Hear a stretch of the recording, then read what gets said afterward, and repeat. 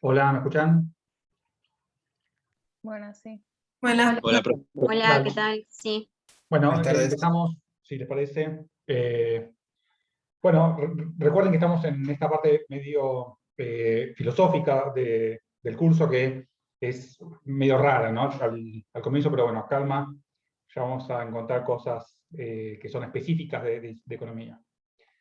Y un poco lo que estamos tratando de ver, porque me gustaría un poco transmitir, es el cambio medio abrupto que hubo en el concepto de ciencia, en qué entendemos nosotros, ustedes y yo, por conocimiento científico. Y un poco lo que yo estoy mostrando es que nosotros somos extrañas conjunciones de distintas tradiciones que hemos heredado, ¿no? Hay algunas que ustedes y yo rechazamos de manera abierta, por ejemplo, la idea premoderna de que de llamar conocimiento científico aquello que hemos heredado, que está escrito en ciertos libros, como la Biblia, Aristóteles. A ninguno de nosotros nos satisface esta respuesta. Y después examinamos dos tradiciones que son súper importantes en la modernidad, no son obviamente las únicas, pero son súper importantes, que son el racionalismo y el empirismo. Un poco me parece a mí que lo que las hermana esas tradiciones es el rechazo común a la idea de autoridad, pero se diferencian porque si ustedes son racionalistas, ¿cuál es el fundamento del conocimiento científico? La razón. La existencia La de razón. Dios. Sí, la razón, la existencia de ideas claras y distintas. Y si ustedes son, como yo creo que son, empiristas, ¿cuál es la fuente o el fundamento del conocimiento? La experiencia. La experiencia. Y un poco mi impresión es que en esa especie como de lucha, si ustedes quieren, conceptual que hubo en la modernidad entre racionalistas y empiristas, quien resultó ganador fue el empirismo. Y nosotros somos herederos, profundamente herederos, digo, de esa tradición que nos hace pensar que la ciencia es un conocimiento fundamentado en la experiencia y que si vos querés hacer ciencia, no tenés que empezar a leer la Biblia o Aristóteles o a razonar en tu interpretación, sino que tenés que empezar básicamente con la observación. Y un poco lo que yo les comenté la vez pasada es que todo este proyecto empirista de la modernidad está basado en algo que ustedes, por razones misteriosas, ya no aceptan. Está basado en la idea de que la observación es o puede ser neutral y objetiva. Y por eso es importante que recuerden eso. Señores, ¿ustedes sienten que la observación es neutral y objetiva? No. No. Y eso de nuevo nos separa a todos nosotros de las respuestas que están buenísimas de la modernidad y nos obliga a buscar nuevas, creo yo. Bueno, ese es un poco el signo, para decirlo en los términos medio ampulosos en los cuales a veces se habla en filo de la muerte de Dios, la caída del fundamento, la idea de que la observación no solamente no es, sino que no puede ser neutral ni objetiva. Y entonces la primera respuesta sólida, razonable, pero yo creo que problemática, a la muerte de Dios es el relativismo. Y el relativismo, por más que, digo, si vamos a medir una idea filosófica por su expansión, digamos, yo creo que es súper exitosa esa respuesta relativista. Es la idea de que no me molesten, no existe una verdad objetiva, lo que existe son múltiples verdades relativas. Y entonces ahí se genera el gran problema, es cómo distinguir la ciencia de otros discursos, y la respuesta típica del relativista es, no, chabón, no se puede, la ciencia es un discurso más. Y si vos querés explicar por qué se imponen o se enseñan ciertos discursos como científicos, no hay ninguna razón objetiva para la cabeza relativista. Lo que hay es una relación de poder. Y por eso, si ustedes son relativistas, tienen esa idea muy profunda de que si ustedes, digamos, toman el poder, pueden cambiar los discursos de la realidad. Y esto es medio loco, pero no es que haya un discurso acerca de la realidad, sino que si la realidad objetiva ya no existe, lo único que quedan son discursos. Bueno, igual eso, paciencia, vamos a verlo así, lo puedo explicar un poco mejor. Ok, y entonces, un poco lo que quiero mostrar en la clase de hoy, si es posible, es que si bien el relativismo es la idea más exitosa en las ciencias sociales, no es la única, y que hay un cuerpo de ideas que son posmodernas también, en el sentido de que reconocen que Dios ha muerto, es decir, que no hay un fundamento último o único.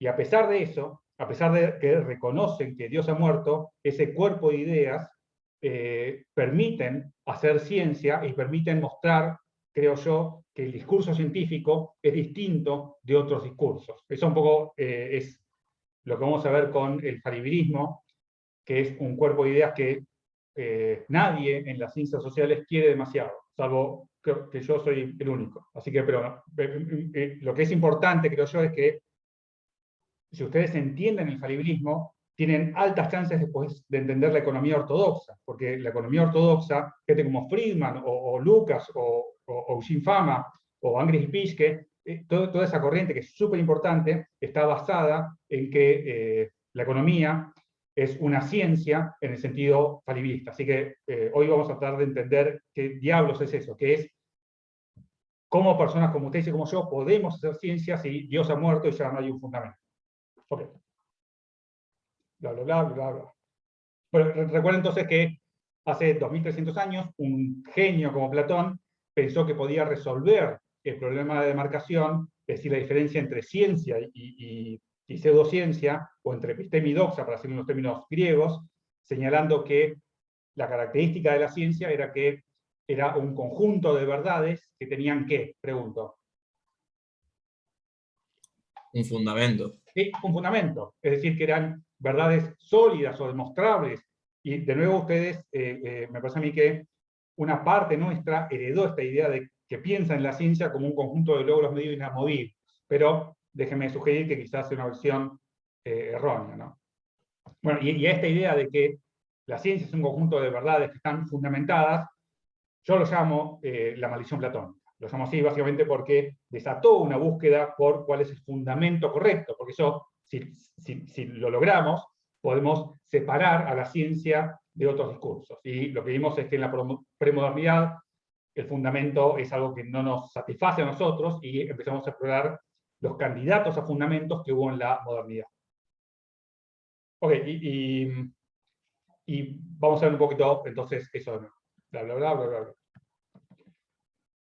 ¿Esto quedó claro? La idea de la premodernidad, ¿dudas con esto? Bueno, avanzo.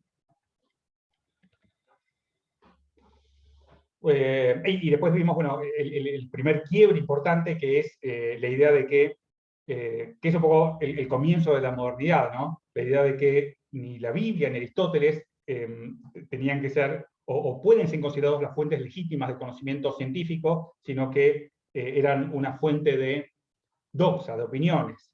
Y esto de nuevo es un quiebre súper profundo a nivel, digamos, de las ideas que tuvo nuestra especie. Yo comenté, pero lo vuelvo a comentar, que Descartes, cuando ustedes lo leen, parece un poco ingenuo, pero si lo pones en contexto es súper revolucionario lo que está diciendo. Okay. Y bueno, y esta es un poco la clave de lectura que yo les sugerí. Recuerden que Descartes quiere llegar a una verdad indubitable. Esto es importante porque si ustedes son racionalistas, piensan que desplegar el conocimiento científico es deducir, es tomar primeros principios que sean absolutamente verdaderos y después desplegar con medios lógicos, matemáticos, el resto de las verdades.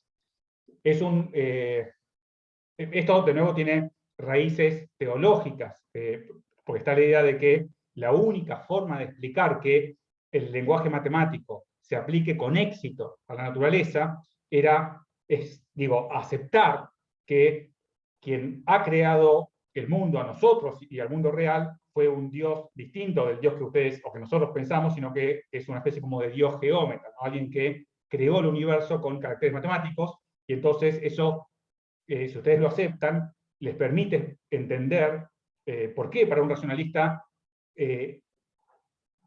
entender la esencia del mundo es hacer ecuaciones, básicamente. Okay. Entonces, queremos llegar a una verdad indubitable, lo que vamos a hacer es someter a cada una de nuestras ideas al martillo de la duda, y la regla que nos impusimos es que todo aquello que fuera meramente dudoso, de lo cual sea posible dudar, como por ejemplo que esta es una lata de Pepsi o lo que sea, es dudoso eso porque podría ser un sueño y es un poco lo que estuvimos viendo, lo vamos a descartar como si fuera falso. Y esta es la primera limitación de las cosas que pueden ponerse en duda, y lo que vimos es que todo lo que proviene de los sentidos, como los objetos lejanos o los objetos cercanos, son pasibles de la duda. Acá está el argumento del sueño, el argumento de la locura, y una vez que ustedes, tanto los objetos lejanos como los objetos cercanos, los percibimos por los sentidos. Una vez que nosotros nos desprendemos de todos ellos porque son dudosos, queda el conocimiento racional. Y la pregunta es, ¿el conocimiento racional es dudoso? Sí, se puede llegar a dudar. Sí, Descartes dice, podemos imaginar, a diferencia de círculo cuadrado, podemos imaginar un genio maligno, hay una foto, y dado que lo podemos imaginar, quiere decir que es posible que exista. Y si el genio maligno puede existir, 2 y 2 es 4, No. no, tenemos que descartarlo como si fuera falso, lo cual obviamente es medio loco, ¿no?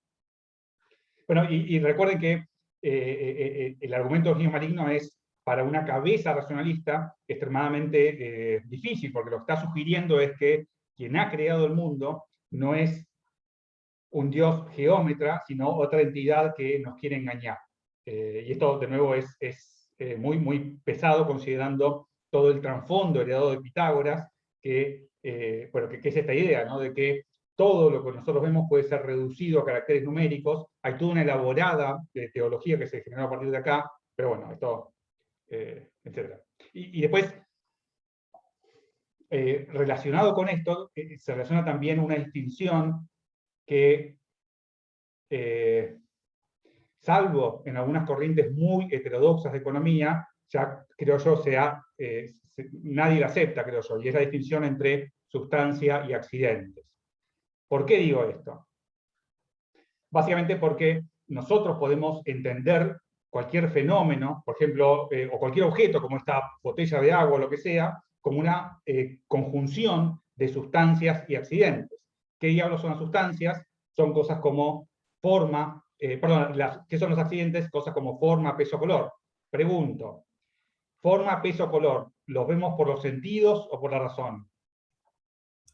Por los Sentido. sentidos. Los Por los sentidos. sentidos. Y se Sentido. llaman accidentes porque pueden cambiar, respuesta corta es sí. Y aunque cambien, eso no altera la esencia o sustancia de la cosa. Esencia y sustancia es lo mismo, son dos, la traducción latina y griega de la misma palabra, que es hipokaimen, es lo que permanece por debajo de las cosas que nosotros podemos observar. Entonces, si nosotros decimos, miren esta lata de Pepsi, sáquenle la forma, imagínense que no tiene la forma que tiene. Sáquenle el peso, sáquenle el color, sáquenle el tamaño, sáquenle todo lo que proviene de los sentidos. ¿Qué les queda? No queda nada. Bueno, Nada. esa es la típica respuesta empirista. El empirista dice, chabón, no te queda nada. Pero al racionalista te va a decir, no, señor, queda lo más importante. Queda aquello que permanece idéntico a sí mismo por debajo de estos accidentes. Lo que queda es la sustancia o esencia. ¿Hasta acá se entendió? Una pregunta. Sí. Esto sería, por ejemplo, en la nota de Pepsi, la esencia sería un recipiente que almacena el líquido Pepsi. ¿Eso sería la esencia? Descartes, la pregunta que se hace siguiendo una larga tradición es ¿cuál es la sustancia o esencia de las cosas materiales en general? ¿Se entiende? Entonces, Sí. olvídense del uso particular de esto, que es cierto, es una lata de Pepsi, y Heidegger diría que su sustancia es el uso, o para qué sirve. Pero vamos con Descartes. Lo que queda, imagínense que esto es un token por cualquier cosa material, como un celular o la computadora o cualquier otra cosa. Una vez que yo saqué las cosas que son accidentales, es decir, que pueden ser o no ser, esto tiene que ver con lo siguiente. ¿Ustedes pueden imaginarse a esto de color rosado? Sí. Sí, ¿lo pueden imaginar Sí. del doble de tamaño? Sí, Sí. También. Imaginar de 10 kilos de peso. también. Sí, Sí, perfecto. Entonces quiere decir que estas cosas uno las puede modificar a voluntad y no cambia el hecho de que sea, por ejemplo, una lata de Pepsi. Y la pregunta central es, ¿pueden imaginar este cuerpo que yo tengo acá sin que ocupe un lugar en el espacio? No. No. Y una vez que ustedes dicen no, llegaron por fin a la sustancia o esencia de los cuerpos materiales. Descartes, y toda la tradición racionalista, lo que dice es, señores, la sustancia o esencia, aquello que se percibe por medio de la razón, una vez que nos despojamos del conocimiento accidental que viene de los sentidos, es ser una res extensa, una cosa que ocupa un lugar en el espacio. ¿Por qué? Porque nosotros no podemos concebir ningún cuerpo material sin esa cosa sustancial.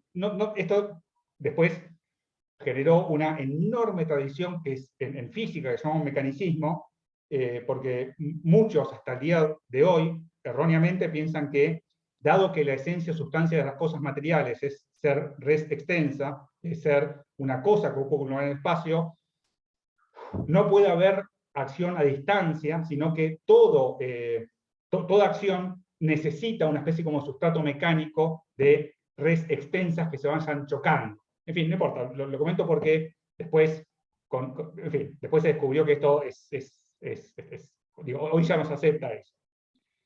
Ok, entonces, en la cabeza racionalista, una vez que vos te despojás del conocimiento accidental que viene de los sentidos, aparece la esencia, la sustancia, que es súper importante porque, a diferencia de los accidentes, la sustancia no cambia nunca.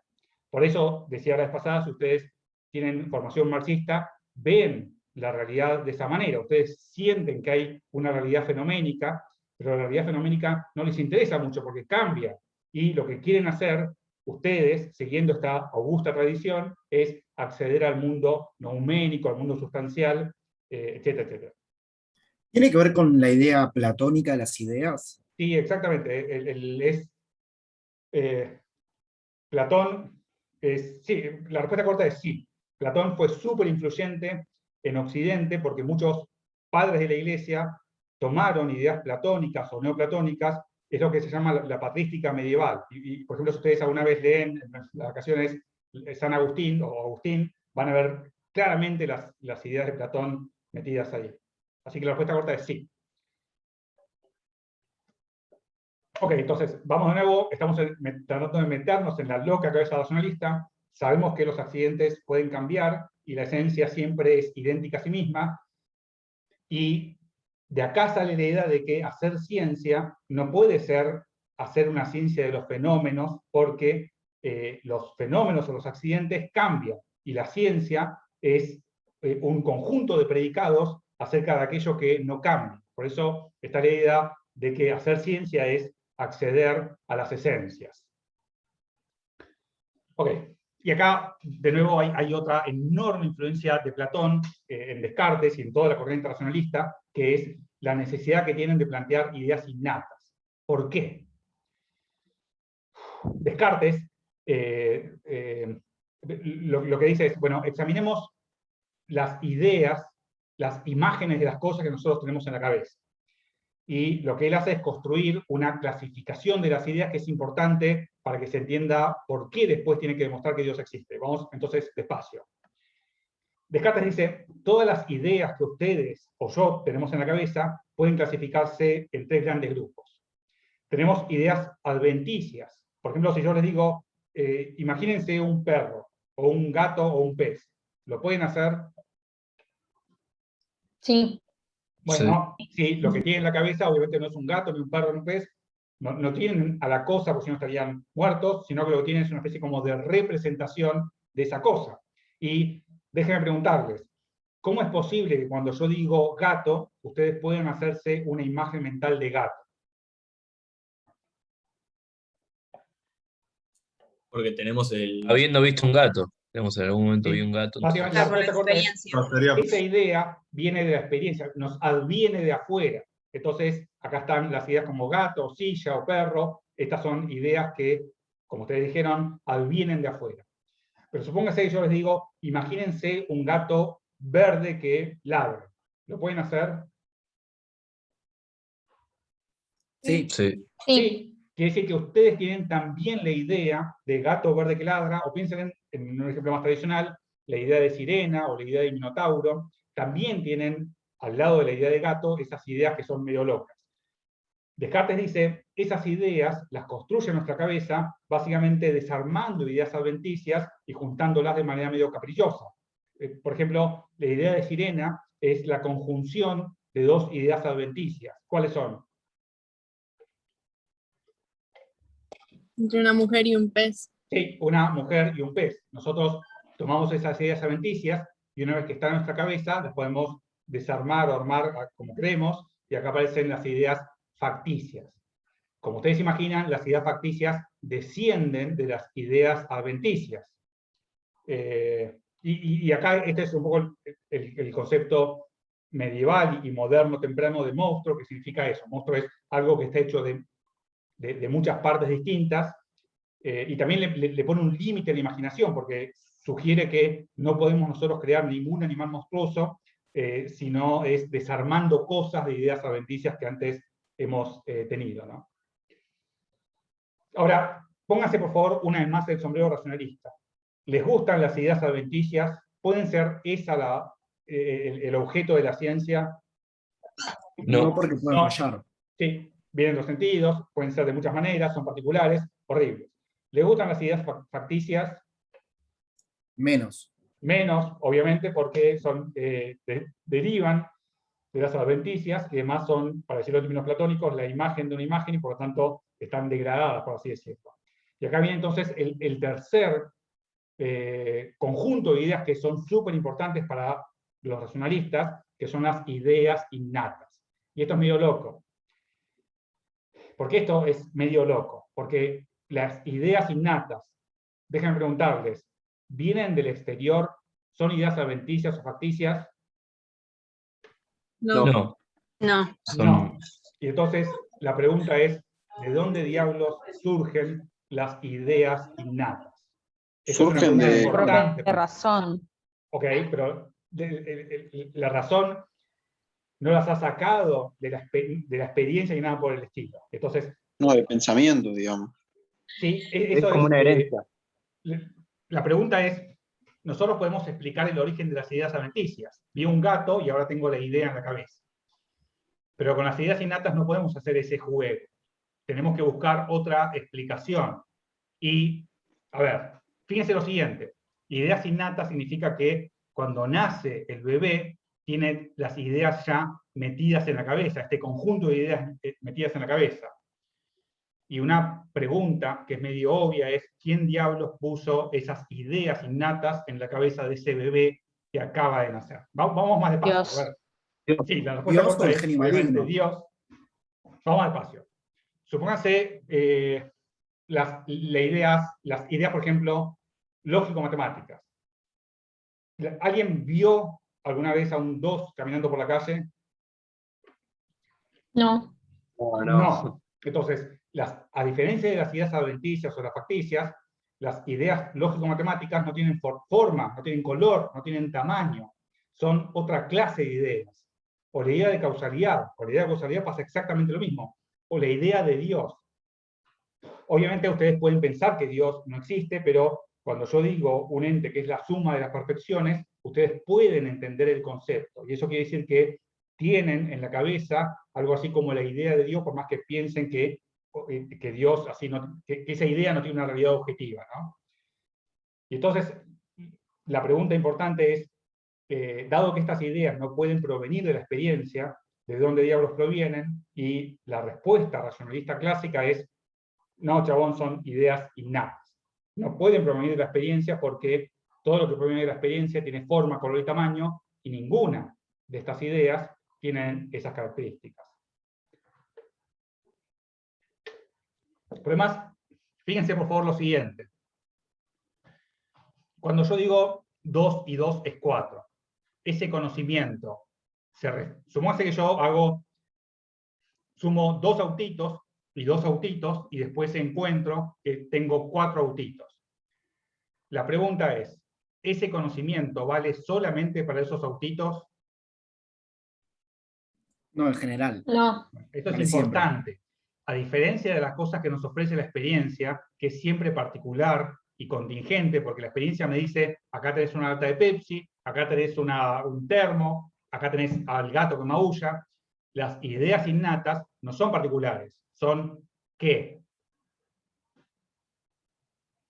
Universales. Generales. Universales o generales. El nombre que se le suele dar es ideas universales.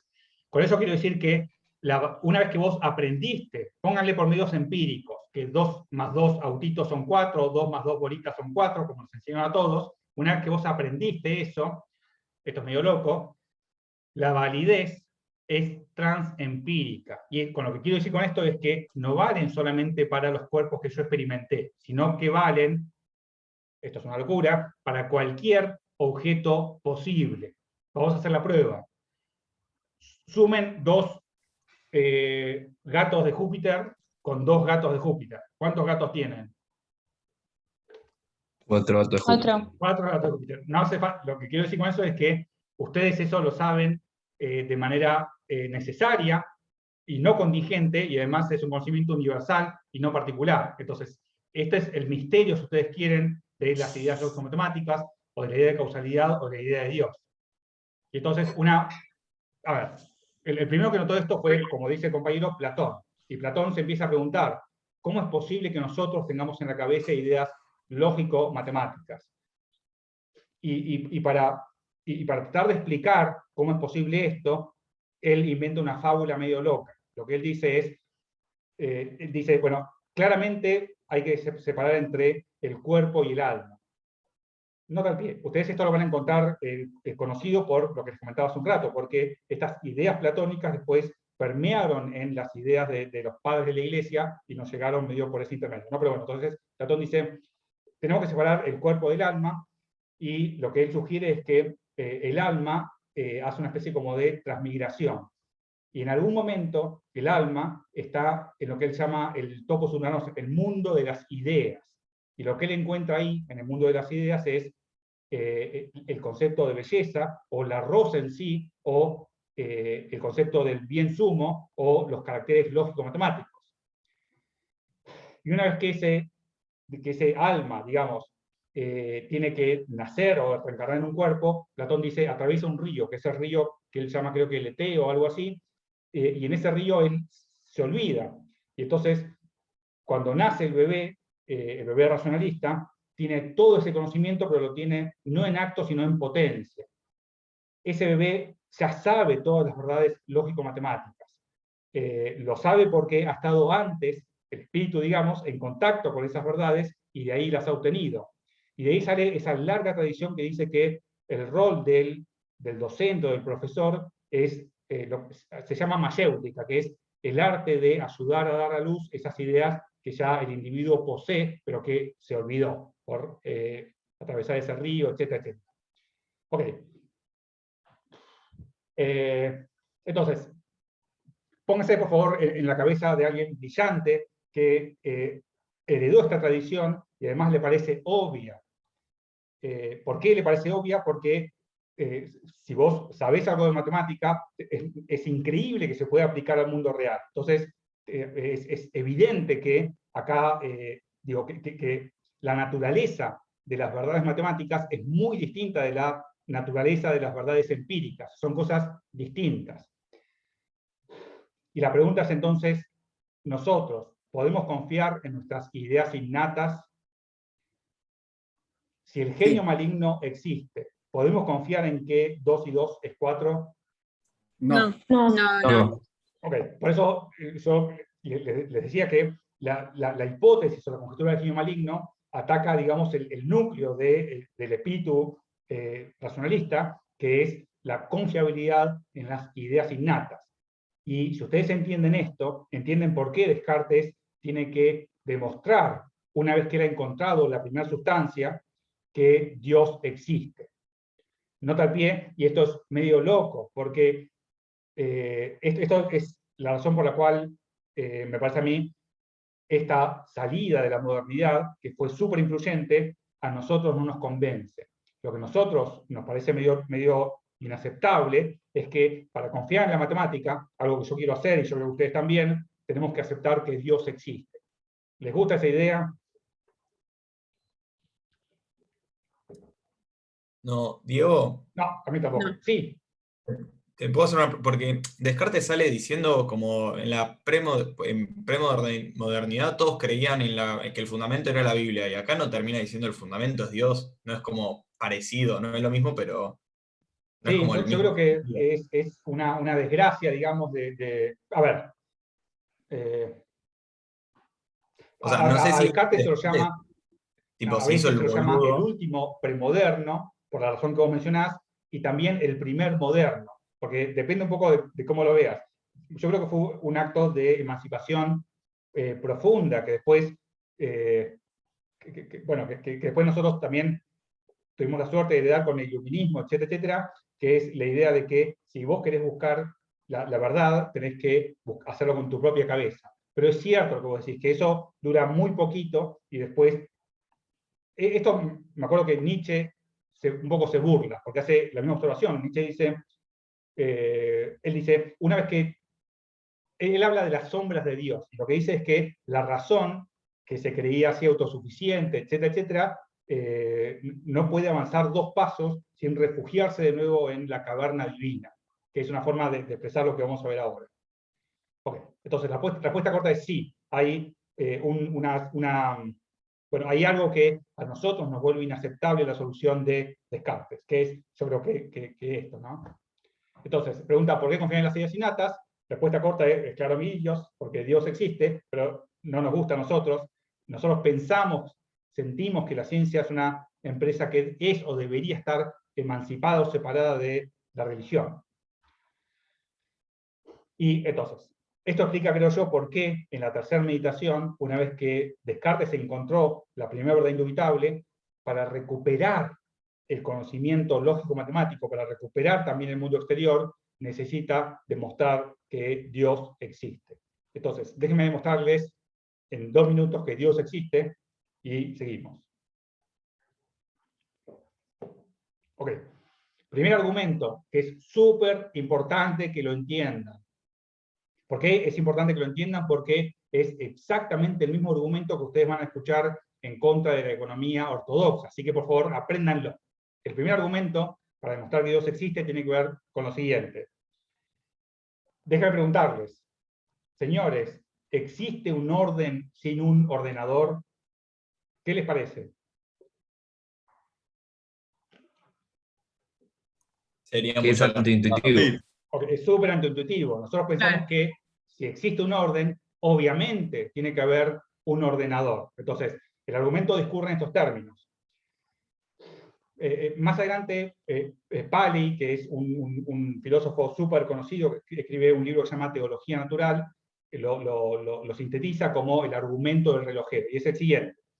Imagínense que ustedes van a una isla desierta y de pronto encuentran un reloj o un celular.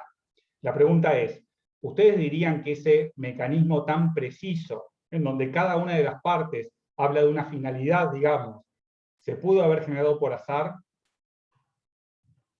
No, no. No, ustedes dirían, chabón, este reloj, claramente, este mecanismo tan preciso y tan delicado y que tiene una finalidad, no se pudo haber generado por azar. Claramente tiene que haber habido un intelecto creador, que es un relojero, que planificó y después engarzó cada una de las partes para que cumpla su función específica. Esta es la primera premisa. ¿Les parece razonable? Sí, es razonable. Sí. Bueno, segunda premisa. Ahora abran la ventana.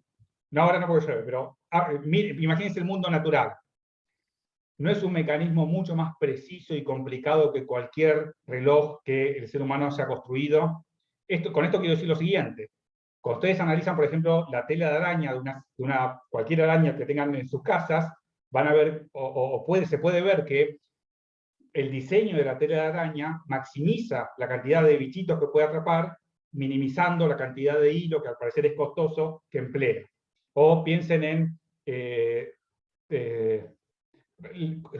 las flores. ¿Cómo saben las flores que se tienen que abrir en primavera. ¿Se entiende la pregunta? Sí, sí. Ok. Las flores se abren en primavera, empiezan a producir polen y en la curva llega al punto máximo en donde en otra parte del jardín, donde están las abejas, justo necesitan recoger polen porque están las larvas naciendo. Entonces, el mundo que vemos allá afuera es un mecanismo mucho más complejo, mucho más interrelacionado, mucho más intrincado que cualquier objeto que haya podido construir el ser humano. Entonces, la pregunta que se hace Pali es, ¿quién diablos puede negar que, dado que existe ese orden natural, no se puede haber generado por azar, sino que requiere de una inteligencia creadora? Y adivinen cómo se llama esa inteligencia creadora. Dios. Dios. Entonces, ¿cómo sabés que Dios existe? Básicamente porque abrís la ventana y hay un orden que ninguno de nosotros puede haber creado, y entonces ese orden, igual que el reloj, reclama, a menos que sea muy, muy obtuso, la existencia de un ordenador. ¿Por qué? Digo, este es un argumento súper importante que se entienda porque es exactamente lo mismo que, a ver, después de algunos años vino Darwin, y Darwin increíblemente mostró cómo se puede generar un orden a partir del ciego ensayo y error. Y salvo por un grupo heterodoxo muy, muy, muy activo, pero marginal, que son los partidarios del diseño inteligente, esa idea de Darwin copó la biología. Gran parte de la biología hoy es biología evolutiva. Pero en economía pasa exactamente lo mismo. Mucha gente, pero mucha gente piensa que el orden social requiere de un ordenador. ¿Se entendió? Sí. Y por eso es importante que primero piensen en el argumento y después entiendan un concepto que es muy loco, que es el concepto de orden espontáneo. Paciencia con esto que ya vamos a llegar. Okay. Entonces. Una pregunta. Sí. En relación a más como con lo que decías de la economía, por ejemplo, o sea, un ordenador hablando como si fuese un dios podría ser que cuando Walras dice lo del rematador balrasiano, ponele. Sí, o muchos. No. Yo creo que eso puede ser desde el punto de vista teórico, pero hablen con piensen en un fenómeno, por ejemplo, como la inflación. Mucha gente que no estudió economía, incluso me tengo una gente que estudió economía, piensa que un fenómeno como la inflación, dado que exhibe ciertas regularidades, alguien lo ha diseñado, por ejemplo, formadores de precios o grupos de poder, etcétera, etcétera. Esto detrás de esta idea, creo yo, está esta especie como de noción que es básica y que es al principio intuitiva, de que el orden social no se puede haber generado por ensayo y error, sino que se genera por la intención consciente de un grupo de personas. O muchos piensan que el lenguaje ha sido creado también por un grupo de, no sé, de poderosos para mantener sus privilegios o lo que sea. Detrás de esa idea también está el concepto de que es imposible imaginar un orden sin que haya un ordenador. ¿Pero no hay también una obsesión por buscar orden donde quizás no lo haya? Sí, esa es nuestra cabeza. Nuestra cabeza está preparada evolutivamente para buscar regularidades y orden. Tiene un nombre, se llama búsqueda de patrones. Pero si no existe ese orden. ¿Cómo? O sea, si efectivamente no existe ese orden y es nada más como nuestra intención. Sí, la mayoría, esto es algo feo, pero ya lo vamos a ver. La mayoría de los órdenes que nosotros pensamos que existen allá afuera, me temo que no existan. Pero bueno, paciencia con esto. Profe. Sí. Yo, como que hay un par de cosas que me hacen medio ruido, no sé bien cómo hacerme entender, cómo expresarlo, pero por un lado, el tema de que, o sea, si uno agarra y dice, bueno, acá hay un orden, pero pará, porque yo lo pienso desde el lado de por ejemplo, la estadística.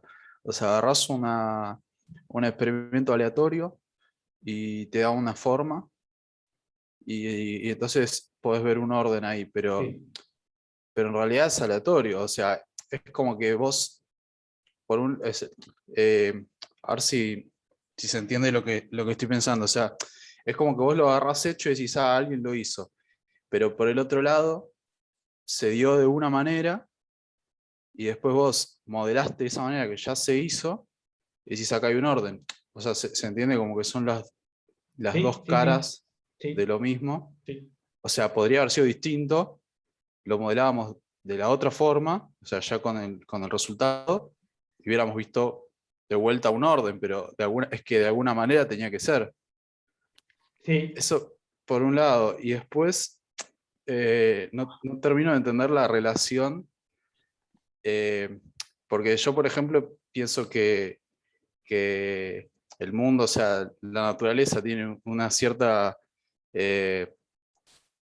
digamos, tiene un cierto mecanismo que funciona, pero porque se fue dando, o sea, porque, digamos, si no lo lograba, se hubiera terminado el mundo al otro día, digamos. O sea, si vos de alguna manera no te adaptás o no le buscas la vuelta, no es viable.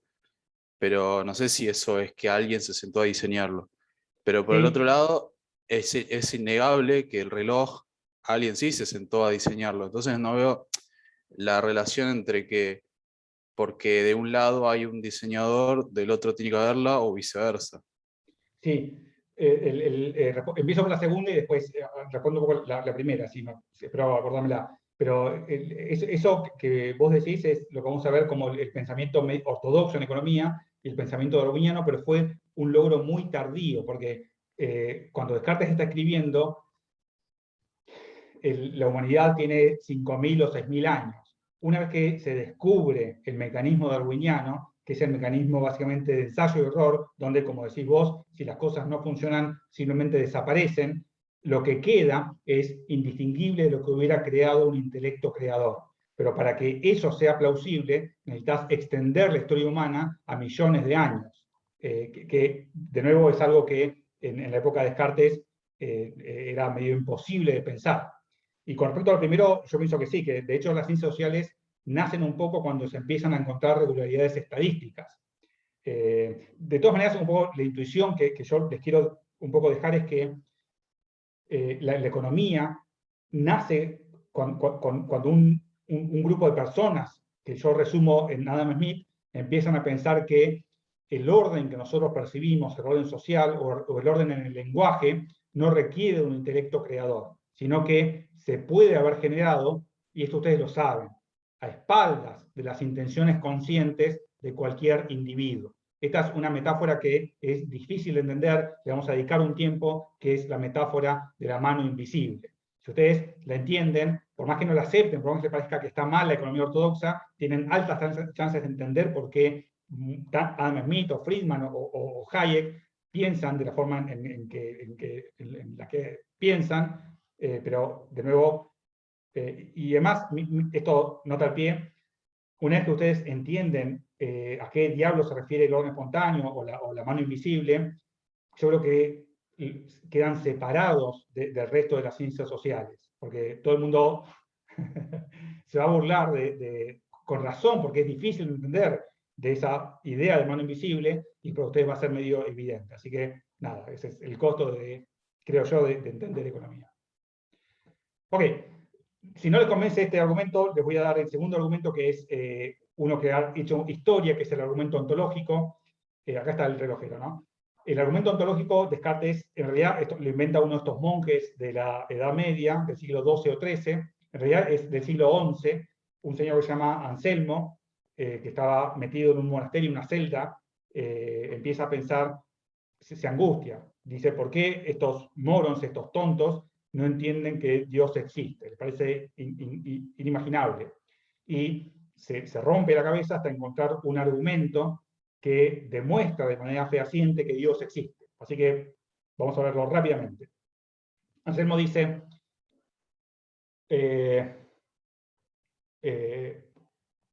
voy a definir a Dios como aquello de lo cual nada mayor o nada más perfecto puede ser concebido. Es decir, el primer paso del argumento ontológico es decir que Dios es lo infinito máximo concebible. ¿Hasta acá se entendió? Sí. Sí. Ok, entonces, ¿Dios tiene poder? Sí, pero no como nosotros, sino que tiene un poder que es el infinito máximo concebible. Lo mismo pasa con el conocimiento o la voluntad. Y sigue diciendo Anselmo, bueno, pero los tontos, que somos nosotros básicamente, van a decir, este Dios se puede definir así, pero claramente no existe. Y una vez que hagan eso, yo les voy a proponer un Dios prima. Y el Dios prima es igual que el anterior, pero además existe. Y la pregunta es, miren por favor a Dios y a Dios prima, y díganme ustedes quién es más grosso, quién tiene más perfecciones, Dios o Dios prima. Dios prima. Dios prima. Prima. Dios prima. Entonces, miren por favor lo que están diciendo. Dios prima existe. Sí. Bueno, ya les he demostrado que Dios existe, etc. Es un momento que no sé si es. Bueno, en fin, pero es un argumento que es difícil de refutar. Hay mucha literatura al respecto, pero obviamente no lo vamos a ver, simplemente se los comento. Ahora, si Dios existe, podemos confiar en las ideas innatas. El argumento es así: si Dios existe, no puede existir el genio maligno, y dado que el genio maligno no puede existir porque hemos demostrado que Dios existe, podemos confiar en las ideas innatas. Pero ahí no estamos asumiendo que este Dios es totalmente bueno o que se Sí. rige bajo nuestra bondad y no bajo su propia bondad, por ejemplo. Bueno, sí, lo que pasa es que acá hay toda una parte teológica que nosotros no, hubo gente brillante trabajando durante cientos de años en estos problemas. Por ejemplo, en el problema que vos señalás, que es la naturaleza del mal. ¿Por qué, si Dios existe y es la suma bondad, existe la maldad? Y una respuesta que hereda también Descartes es que la maldad no es una sustancia en sí, sino que es el alejamiento o la ausencia de Dios. Por eso, en la Divina Comedia, se ubica a Lucifer, a Satán, en el punto más alejado de Dios. ¿Se entiende más o menos? Sí. Sí, sí, sí. Lo que quiere significar eso es que la maldad no es algo positivo como la bondad, sino que es meramente la ausencia de Dios. Eso después encarna también en Agustín, se pregunta, ¿por qué ustedes aspiran a la perfección? ¿Cómo saben que existe ese concepto de perfección? Porque ustedes quieren ser mejores personas de lo que son. ¿Por qué sienten eso que en la teología se le llama el pecado original? ¿Por qué se sienten que son menos de lo que deberían ser? Y lo que dice Agustín es que ustedes tienen en sus cabezas lo que se llamaba en la Edad Media memoria Dei, que es el recuerdo de Dios. Agustín lo dice así, dice, una mujer pierde 7 dracmas a la mañana y a la tarde las busca y encuentra 4 de ellas. Y la pregunta es, ¿las hubiera buscado si no las hubiera tenido antes en la mano? ¿Qué responderían a eso? No. No. Y después pregunta Agustín, ¿las reconocería las monedas si no hubieran sido suyas? La respuesta es no. Entonces, Agustín sigue diciendo, todos ustedes buscan la perfección, pero esa búsqueda de perfección no es otra cosa que el recuerdo de que alguna vez la tuvieron enfrente de ustedes. Fíjense que es un resabio de la vieja idea platónica, la idea de, que es una conjetura, que es razonable para explicar, en última instancia, por qué podemos nosotros aplicar el conocimiento matemático a la naturaleza. Ok, entonces, la respuesta corta es, no piensen en el Dios, digamos, que es una persona o que tiene, digamos, en un anciano de barba, ni por el estilo, sino en el concepto de la suma bondad. Y si Dios es la suma bondad, no puede existir de manera positiva, digamos, el genio maligno. Y si el genio maligno no puede existir, ¿cuánto es 2 más 2? 4. 4. Horrible, porque fíjense que para poder decir algo tan sencillo como que 2 de 2 es 4, nosotros tenemos que decir, ¿cómo sabes eso? Bueno, en última instancia, porque Dios existe y no nos engaña, y entonces podemos confiar en las ideas innatas, y las ideas lógico-matemáticas son claramente ideas innatas porque no provienen de los sentidos. En fin, y pregunta obvia, no pregunta obvia, sino afirmación. A nadie le gusta, a ninguno de ustedes les gusta esto, porque nosotros ya, no podemos aceptar nosotros, ustedes y yo, esta respuesta. Nosotros pensamos que Dios ha muerto, o estamos atravesados por esa idea que es muy, muy posterior, digamos.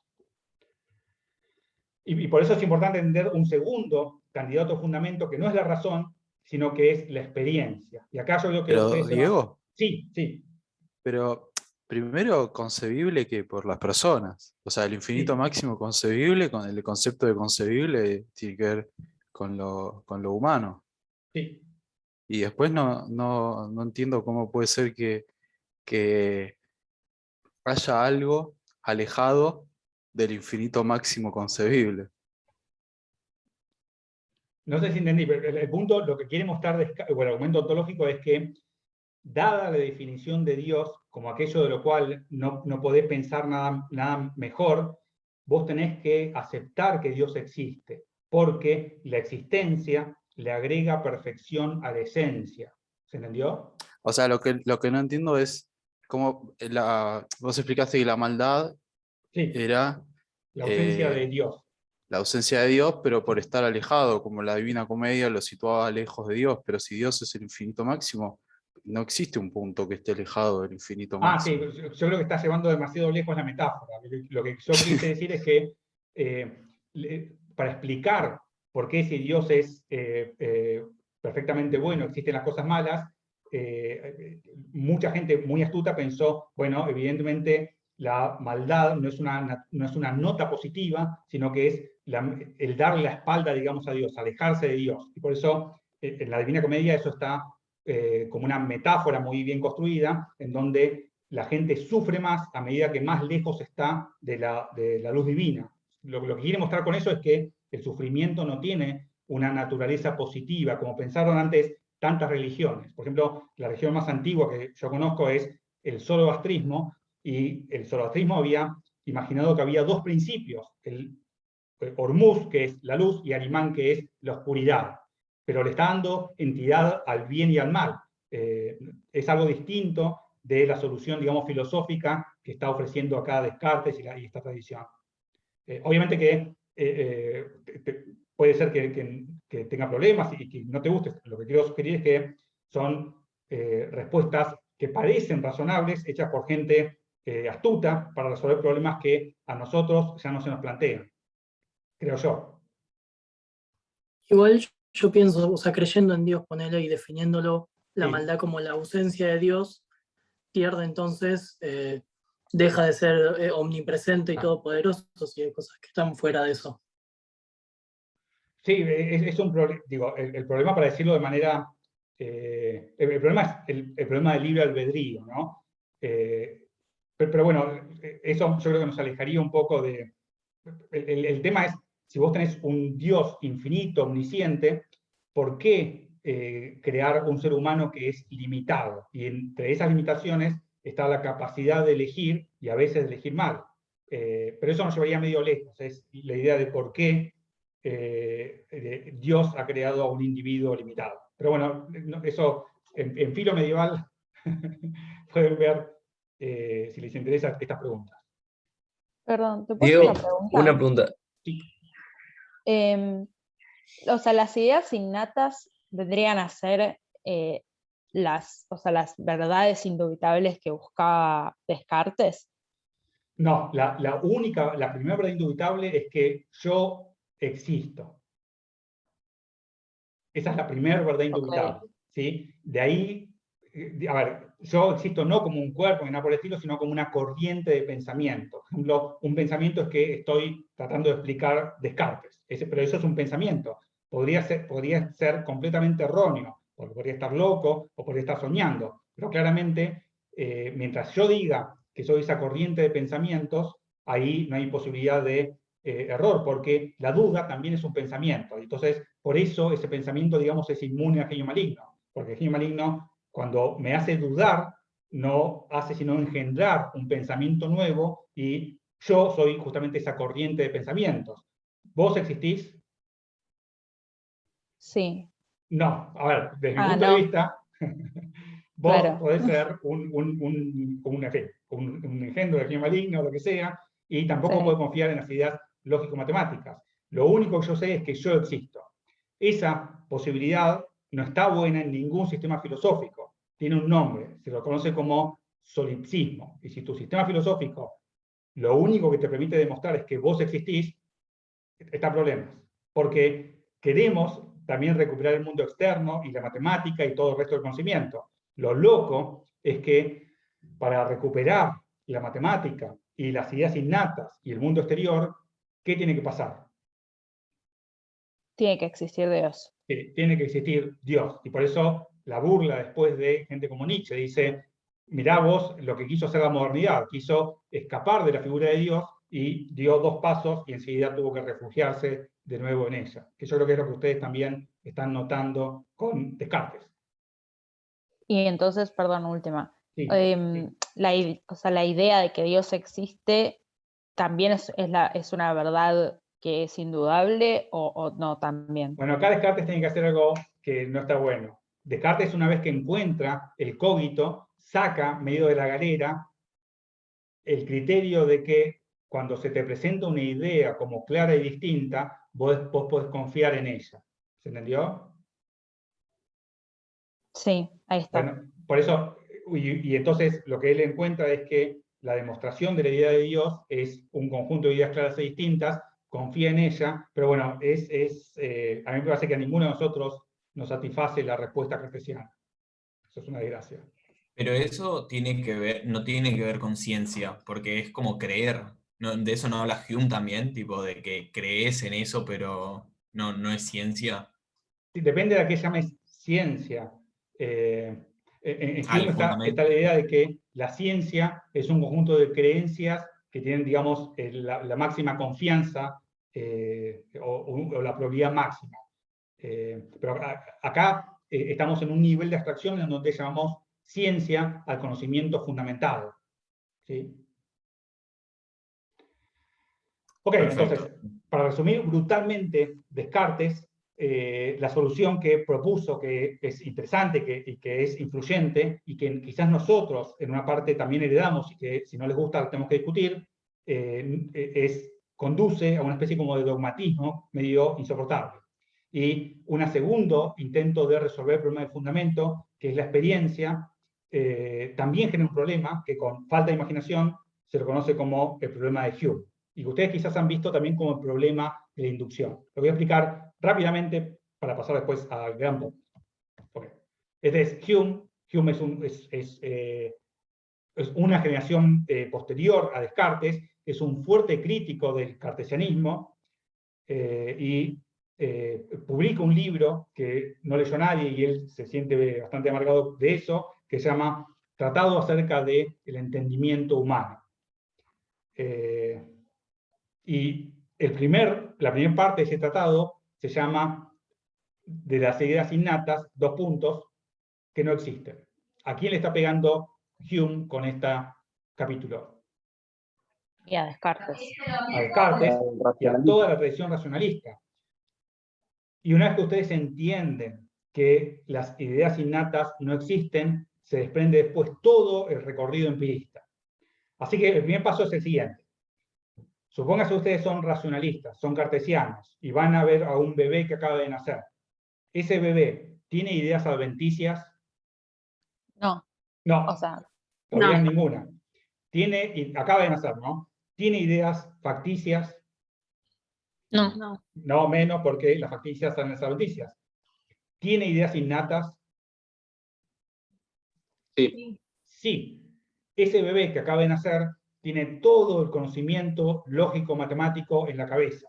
Conoce todos los teoremas de Bertrand Russell, todo el conocimiento lógico-matemático está metido ahí en esa cabeza infantil. Ahora, piensen ustedes, van a ver a un bebé que acaba de nacer. ¿Ustedes lo ven como conteniendo todo la suma del conocimiento matemático en esa pequeña cabeza? no. No. No. Y eso me parece a mí que nos separa radicalmente de Platón y de Descartes y de racionalismo. Nosotros lo vemos como una tabula rasa, como una hoja de papel en blanco en donde todavía no hay nada escrito. ¿Por qué lo vemos así? Porque si las ideas innatas no existen, ¿de dónde diablos tiene que proceder todo el conocimiento? Y de la experiencia que vaya viviendo ese individuo. Bueno, y adivinen quién fue que dijo eso. Hume. Hume. Por eso me parece a mí que en Hume nosotros nos encontramos en casa, porque en esta especie como de disputa intelectual entre racionalismo y empirismo, ganó obviamente el empirismo, y nosotros cuando vamos a visitar un bebé que acaba de nacer, decimos, he ahí una tabula rasa, no hay nada en esa cabecita escrita, porque todo el conocimiento proviene de la experiencia. Okay, entonces, no existen las ideas innatas, todo el conocimiento proviene de la experiencia, pero ¿qué pasa con la idea de Dios? ¿O qué pasa con el conocimiento matemático? Lo que va a decir Hume es, señores, no se preocupen, yo les voy a mostrar en este tratado cómo cosas absolutamente alejadas de la experiencia, como la idea de Dios, se pueden haber generado a partir de un bebé que nace como una tabula rasa y que no tiene nada en esa cabecita infantil. ¿Se entendió? Sí. Sí. Y entonces, nace el bebé empirista, no tiene nada en la cabeza, y lo primero que se empieza a meter en esa cabeza son impresiones. Por ejemplo, el niño siente una sensación fea, que nosotros llamamos hambre, pero el niño todavía no tiene forma de llamarla. Y cuando siente esa sensación, ¿qué hace? Ahora. Llora, y cuando llora, su madre, pero estas son cosas que no tiene todavía los conceptos, le acerca algo que es blanco y que es dulce y que es tibio. Pregunto, blanco, dulce y tibio, ¿por medio de qué se perciben? Y a través de las sensaciones. Sí, por medio de los sentidos. Recuerden que ahí están los 5 sentidos, gusto, vista, olfato, y 2 más. ¿Cuáles son? ¿Alguien se acuerda? Tacto. Tacto. Audición. No, uno que se me perdió. ¿Oído? Puede ser, Escucha. sí, oídos. Ahí está. Bueno. Y además de los 5 sentidos que nosotros heredamos, hay un 6º sentido en Hume, que es una especie como de sentido que le hace dar cuenta al bebé que tiene hambre. Es una especie como de sentido interno. Fíjense lo siguiente. Una impresión, entonces, son cosas como blanco, que se percibe por la vista, o tibio, que se percibe por el tacto, creo, o dulce, que se percibe por el gusto, si no entiendo mal, o hambre, que se percibe por ese 6º sentido, que después se perdió, que es el sentido interno. Ok, entonces, el bebé, a medida que pasan los días, empieza a notar una curiosa regularidad, y se dice a sí mismo, dice, qué curioso que es el mundo en el cual acabo de nacer. Cada vez que yo percibo esta sensación interna desagradable, viene esta entidad, que es la madre, ¿no? Y me acerca a algo que es siempre blanco, dulce y tibio, y que calma el hambre. Y el niño entonces dice, dado que estas 3 notas, blanco, dulce y tibio, vienen siempre juntas, para ahorrarme trabajo, le voy a poner un rótulo convencional, un nombre común para señalar que vienen siempre juntas. Y en lugar de decir, madre, alcánzame la cosa blanca, dulce y tibia, ¿qué le va a decir? Leche. Leche, le va a decir, mamá, dame la leche, o cuando pueda hablar, ¿no? Entonces, pregunto yo, ¿qué es para un empirista la leche? ¿Es un conjunto de accidentes debajo del cual existe la sustancia? No. No, es un No. rótulo convencional, medio arbitrario, que nosotros le ponemos a esas cualidades sensibles, porque blanco, dulce, tibio vienen de los sentidos, simplemente por comodidad. Es una convención útil, porque esas 3 cosas siempre vienen juntas.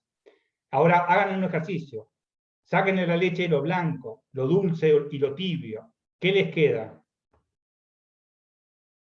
No queda nada. Nada. Exacto, no queda absolutamente nada. Este es un quiebre importantísimo, porque quiere decir que la ciencia ya no puede ser acceso a las esencias o sustancias, porque lo que tenemos nosotros desde el bebé es un conjunto de rótulos convencionales.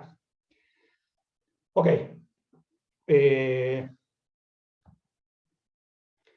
Entonces, nace ese bebé, no tiene nada en la cabeza, es una tabula rasa, una hoja de papel en blanco, y las primeras cosas que se imprimen, como si fuera una imprenta, ¿no?, en esa cabecita, son esas notas sensibles, blanco, dulce, tibio, cálido, etcétera, etcétera. Y a medida que pasa el tiempo, además de esas notas simples, empieza a poder construir estos conceptos que no son simples y que los voy a llamar ¿qué?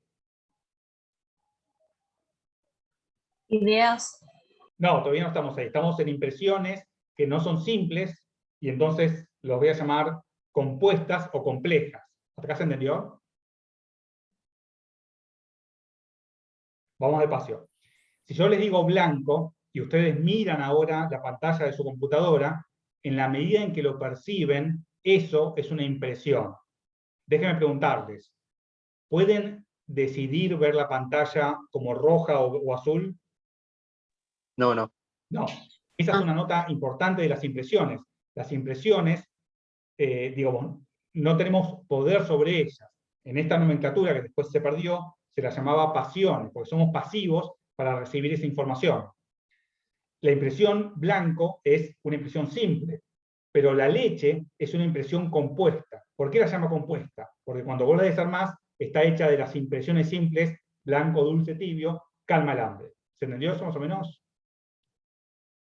Sí, se entendió. Ok.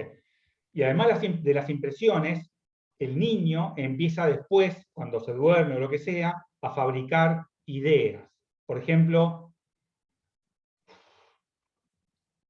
si ustedes miran la computadora y la ven blanca, y eso es una impresión, pero si ahora miran otra cosa y se acuerdan de la computadora, y yo les pregunto, señores, ¿alguien se acuerda de qué color era el tapiz de la computadora? Y ustedes dicen blanco. Eso ya no es una impresión, sino que es ¿qué?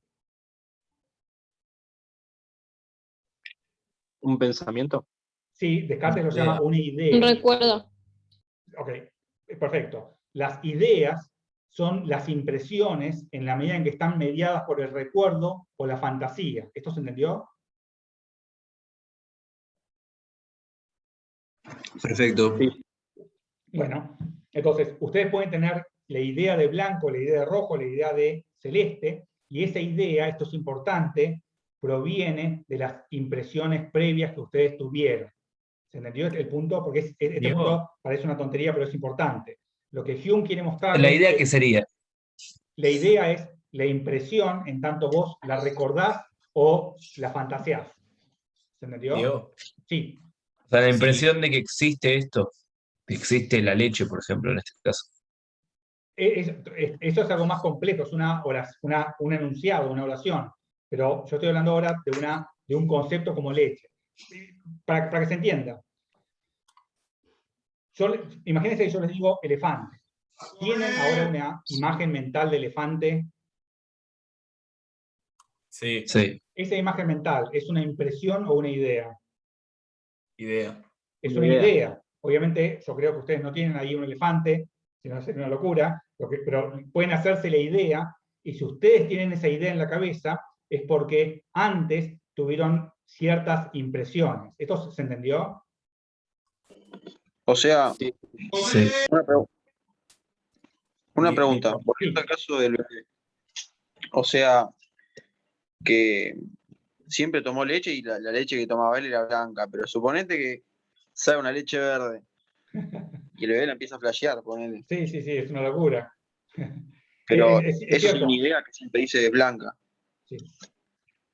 Sí, A ver. Hume, me parece a mí que lo que él sugiere es que hay regularidades imperfectas en el mundo. Nosotros llamamos leche a un conjunto de notas que vienen muy probablemente unidas, pero como vos decís puede haber excepciones, ¿no? Y en general nuestro grado de creencia o de probabilidad en esas creencias varía. Pero digo, esto deja lugar para los casos anómalos, ¿no? Ok, entonces, ya tenemos a nuestro bebé que empieza a tener impresiones simples, después construye conceptos como leche o silla o computadora, que no son sino un conjunto de impresiones simples que hemos reunido con rótulos convencionales por cuestiones de comodidad, perdón, y empiezan a generarse en su cabeza infantil las primeras ideas, que son las impresiones en la medida en que están atravesadas por el recuerdo y la fantasía. Por ejemplo, se acuerda que esto es una lata de Pepsi, o que esto es una silla, o lo que sea. Fíjense que tomen esta lata de Pepsi. Mientras ustedes la están percibiendo, no tienen poderes sobre ella. Pero cuando ustedes la tienen como idea, la pueden hacer la pueden imaginar del doble de tamaño. Sí. Sí. ¿La pueden imaginar del tamaño del planeta Tierra? Sí. Difícil, difícil, pero podría. Se podría imaginar. Y esto es importante porque lo que Hume quiere mostrar es que una vez que nosotros tenemos las ideas, tenemos superpoderes, digamos, para transformarlas a nuestra voluntad. ¿Eso se entendió? Sí. Ok. Y una vez que ustedes entienden esto, ya queda bastante directo el camino para mostrar la respuesta empirista a un misterio que propuesto por Descartes, que es cómo diablos tenemos la idea de Dios en la cabeza si nadie pudo percibir jamás algo así por medio de los sentidos. La explicación de Hume es aproximadamente así. Nace el bebé empirista, es una tabula rasa, no tiene nada en la cabeza, de pronto empieza a percibir por los sentidos ciertas impresiones, y esas impresiones simples después las va conectando con impresiones, las va sumando, digamos, y va abriendo rótulos que son las impresiones complejas. Ese bebé empirista ha crecido, de pronto mueve una silla y la mamá le dice, muy bien, Josecito, quien sea, ¿cuánta fuerza tenés? Entonces, en su cabeza infantil se va haciendo la impresión agradable, digamos, de que tiene cierto poder.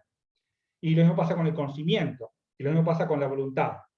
Y una vez que esas impresiones originarias se transforman en ideas, ese infante, como hicimos recién con la lata de Pepsi, las puede llevar al infinito.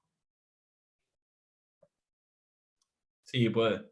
Okay. Y entonces Sí. lo que Hume sugiere no es que Dios no exista, obviamente eso no es algo que pueda decir Hume, sino que podemos explicar incluso que haya ideas absolutamente alejadas de la experiencia como la idea de Dios a partir de impresiones que después decantan en ideas y nuestra facultad, digamos, de fantasía nos permite extrapolarlas, digamos, al infinito. Y esa asíntota no es otra cosa que la idea de Dios. Con esto, Diego, sí. Perdón, creo que me estoy adelantando, pero según lo que dice Hume, tipo, él dice que para que un conocimiento sea verdadero, tipo, tiene que representar bien las impresiones. Y Sí. llevarlas al infinito no sería como cambiarlas en cierta medida. Entonces, como que indirectamente está diciendo que Dios no existe, o no es un conocimiento verdadero. Bueno, eso es súper problemático. Que yo, hasta donde yo conozco, Hume no dice jamás que Dios no existe. Es cierto que es súper directa la lectura esa, porque él después se preocupa por mostrar que la moral, por ejemplo, a diferencia de lo que pensaba gente como Hobbes, a ver, una influencia intelectual muy importante en la época de Hume era una corriente protestante que estaba muy metida en las Islas Británicas, que era el calvinismo. Y el calvinismo pensaba que si a vos te quitaban la idea de Dios, la humanidad iba a desaparecer porque no había chance de que ustedes se comporten de manera moral si no hay una especie como de entidad que los está vigilando. Y lo que sugiere Hume a lo largo de toda su obra es que hay una moral que no depende de que nos vigile. Esto después increíblemente lo trabaja Adam Smith en la teoría de los sentimientos morales. Lo que trata de mostrar toda esta corriente es que la moral no depende de que exista una especie como de leviatán o de Dios que nos controle y nos vigile, sino que nosotros naturalmente nos comportamos por utilidad de manera moral. Pero esto, paciencia, porque lo vamos a ver más adelante. Así que todos estos elementos dan lugar a la lectura que vos sugerís, pero hasta donde yo entiendo, Hume nunca la dijo de manera explícita. Perfecto, gracias. Bueno, voy a comentar rápidamente el problema de Hume. A veces se lo llama, lean por favor la crítica a la idea de causalidad. Repito, lean la crítica a la idea de causalidad, enfatizo, lean la crítica a la idea de causalidad.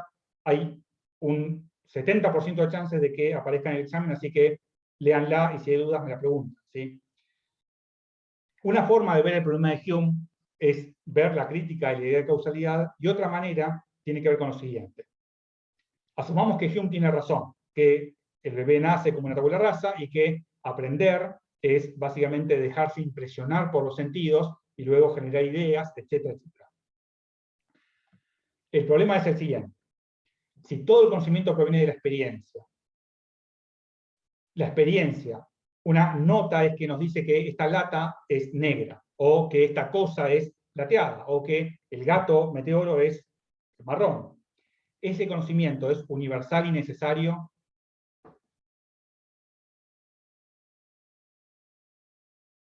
No, No.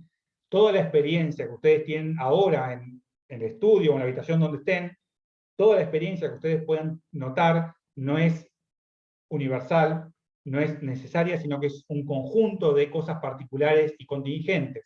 Tengo hambre, son las 8:30, me aburro, estoy cansado, lo que sea. Todos esos son experiencias, son particulares y contingentes. Pregunto, ¿la ciencia es particular y contingente? no, No. No, Y no. acá está el problema de Hume. El problema tiene que ver con lo siguiente. ¿Quieren renunciar a las ideas innatas? Ustedes dicen. sí, Bueno, yo también. Si las ideas innatas no existen, todo el conocimiento viene de la experiencia, pero la experiencia, maldición, es particular y contingente, y la ciencia es universal y necesaria. Y el problema de Hume es, entonces, ¿cómo diablos fundamentar o justificar la ciencia en la experiencia? ¿Se entendió? sí, Ok. ¿Por qué es importante esto? Porque es lo que piensan ustedes. Ustedes, o muchos de ustedes, piensan que el fundamento de la ciencia está en la experiencia, y no en la razón, y no en la autoridad. Y entonces el problema legítimo es cómo diablos vos podés fundamentarme el conocimiento científico en la experiencia, si la experiencia siempre es particular y contingente. Acá Lisa nos pregunta algo, dice, si esto es así, si las ideas innatas no existen, y todo el conocimiento proviene de la experiencia. Fíjense una cosa, todos hicieron planes para mañana. Sí, sí, Sí.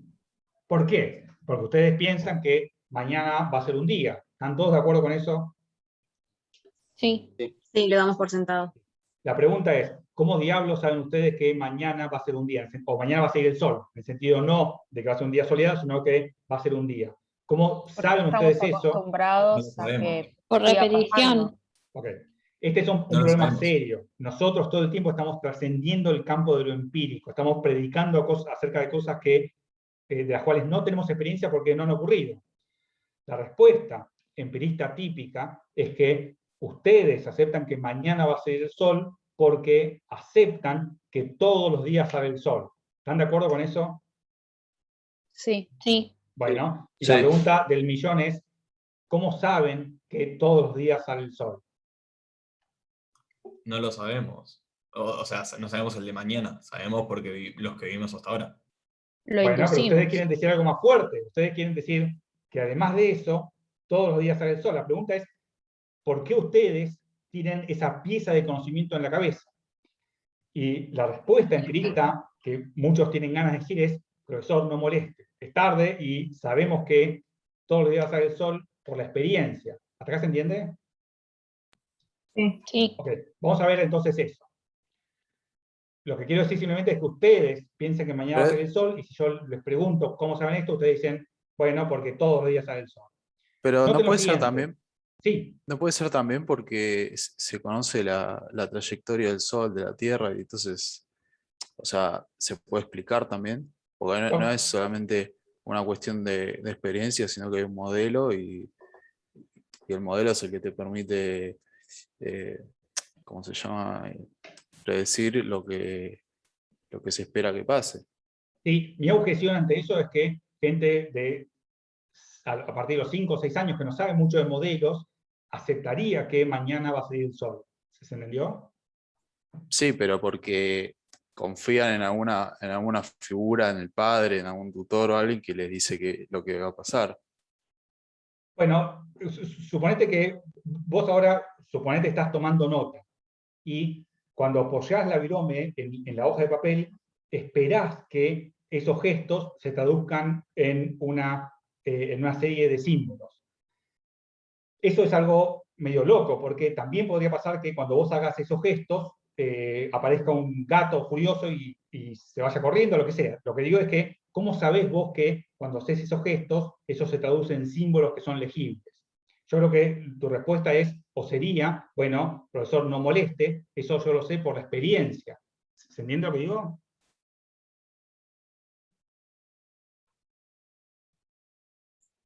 No entendí bien el ejemplo. Lo que quiero sugerir es que nosotros todo el tiempo asumimos que existen regularidades. Por ejemplo, asumimos que cuando yo tomo esto, me va a calmar la sed.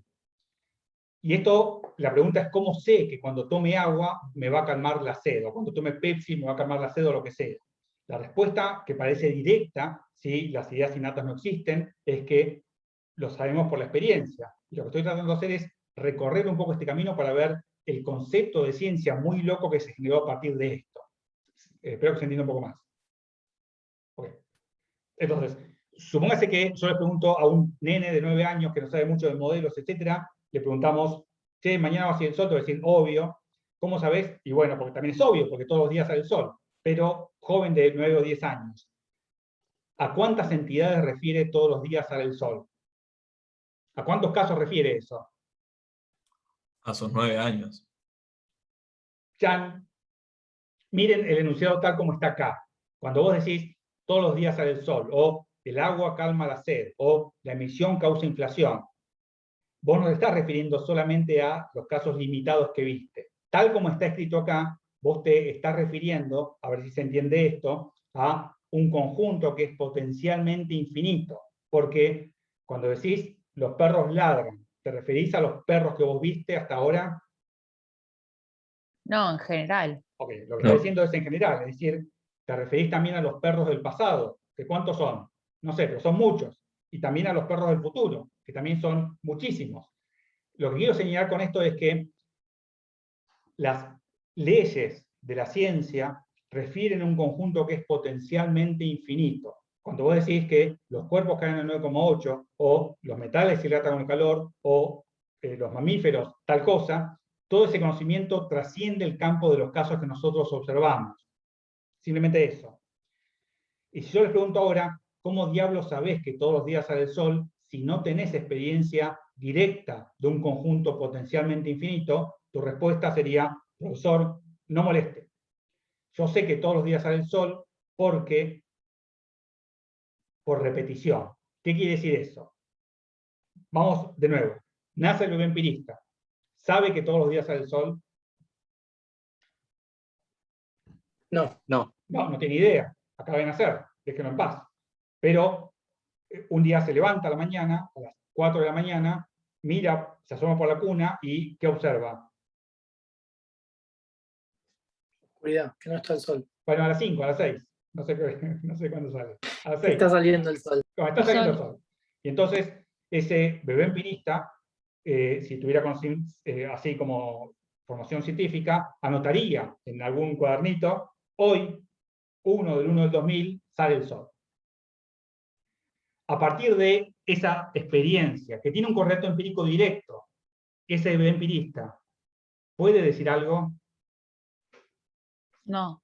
No, y entonces no dice nada. Y al día siguiente se levanta también y pregunta, ¿podría salir una mandarina?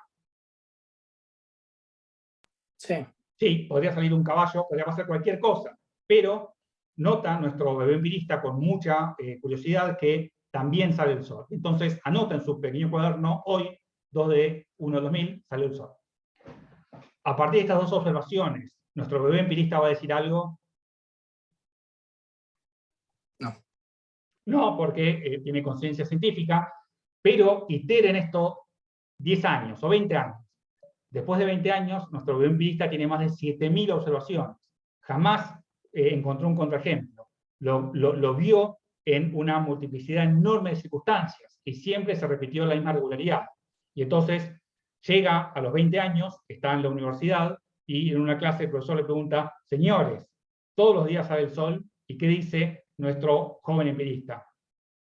Que sí. Que sí, es obvio que esto es así, y si yo les pregunto, ¿cómo sabés vos que esto es así? Me van a decir, lo sé por la experiencia. ¿Y qué diablos quiere decir eso si esto refiere a un conjunto potencialmente infinito? Bueno, profesor, no moleste. Lo que yo he hecho es tomar un conjunto de observaciones particulares y mi cabeza hizo un proceso que se conoce como inducción o un razonamiento inductivo.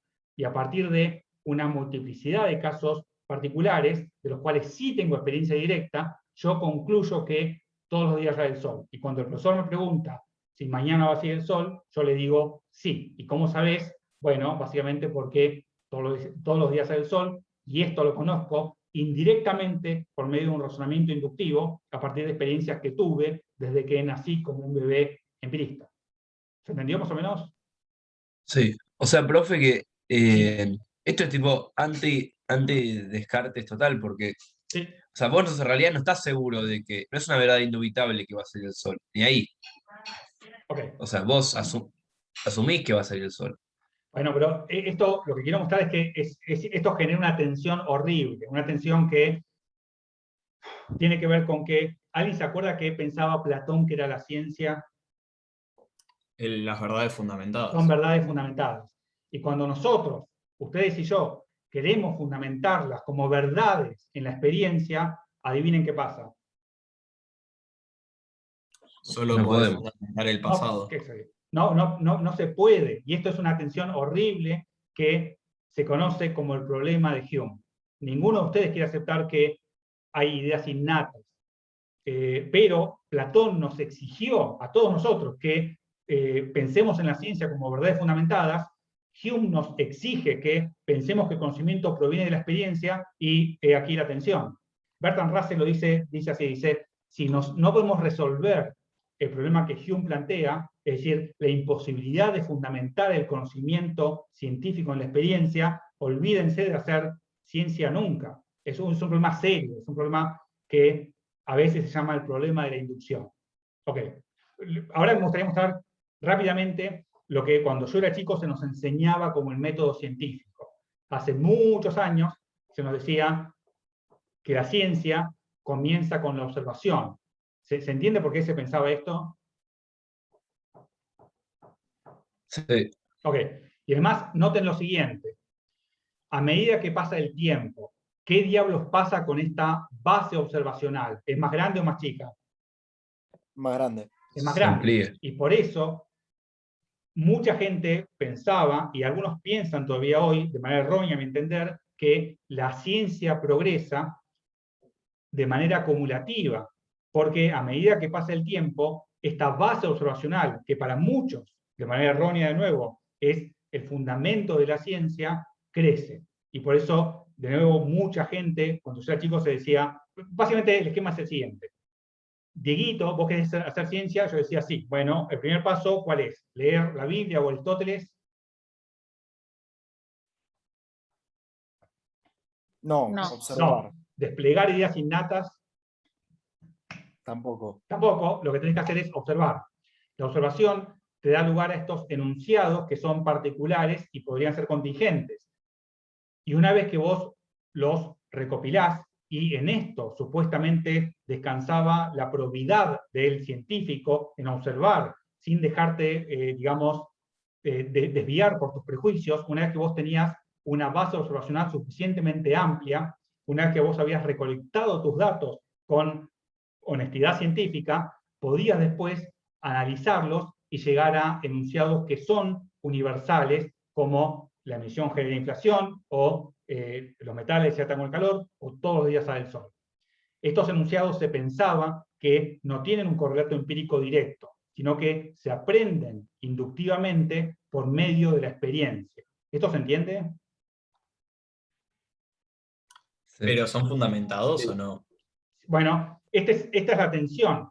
Querríamos que estén fundamentados en la experiencia, pero el problema de Hume es que la verdad de estas premisas que están acá abajo implican la verdad de esta conclusión que está acá arriba. Adivinen. No necesariamente. No. Y esto No. es el problema de la inducción. Nosotros queremos justificar o fundamentar el conocimiento en la experiencia, no se puede. Y esto Y es es básicamente parecido. porque... Ah, perdón. No. No, que esto es básicamente porque, digamos, nunca vamos a poder conocer todos los casos pasados, presentes y futuros, ¿o no? Sí, eso tiene que ver muchos intentaron, esto forma parte de los libros de texto en epistemología, que muchos empezaron a decir, bueno, es cierto, no tenemos acceso a todos los casos y eso nos fuerza a tomar decisiones sobre una base finita. Y por el problema de la inducción, no podemos, a pesar de que esta base observacional sea enormemente grande, determinar que esto va a tener un 100% de chances de ser verdadero. ¿Se entendió hasta acá? Pero no molesten, dijeron muchos inductivistas. Si bien yo no puedo decir que esto sea 100% verdadero, yo puedo adjudicarle un grado de probabilidad, un grado de confirmación, si ustedes quieren, enormemente alto. De esa manera me libero de esta especie de fluido loco de Hume.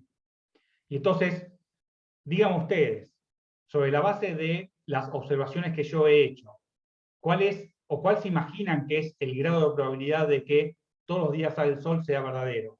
¿0,99? ¿Parece? 0. Bueno, al principio uno podría pensar que el grado de probabilidad de esto es muy alto, de 0,99 o 0,999, pero cuando te sentás a hacer las cuentas, a ver, los casos favorables, voy a usar la definición clásica de probabilidad, ¿se acuerdan? La probabilidad de un evento aleatorio es el cociente entre casos favorables sobre casos posibles. Y déjenme preguntarles, ¿cuántos casos favorables en donde salió el sol tiene nuestro bebé empirista? 7.000 de los 10 años, más o menos. Bueno, les voy a dar más, les voy a dar 7.000 millones para aprovechar el conocimiento de la humanidad. ¿A cuántos casos refiere todos los días sale el sol? Infinito, o sea, es un límite al infinito, o sea que sería 0. Exactamente, es un límite, y cuando X tiende a infinito, esto tiende a 0, y eso quiere decir que, de manera contraria a la intuición, sobre la base de la experiencia que nosotros tenemos como especie, no podemos tampoco justificar ni la verdad ni la probabilidad de estas cosas que aparecen acá arriba y que nosotros llamamos conocimiento científico. Y eso implica que la idea de que nosotros aprendemos de la experiencia inductivamente enfrenta serios problemas. No solamente esos problemas, sino que en este esquema, la objetividad de la ciencia descansa en que las observaciones son objetivas. Y déjenme preguntarles por última vez, ¿ustedes creen que las observaciones son neutrales y objetivas? No. No, Okay. y ya mirar el sol y tener la hipótesis de que todos los días va a salir el sol te hace no ser objetivo. Bueno, y entonces, esto de nuevo, a ustedes yo creo que les sale naturalmente, pero me cuesta expresar el grado de novedad epistémica que tiene el relativismo, pero hasta hace muy poco tiempo era medio evidente que existía una verdad objetiva. Igual nada, comentario al margen.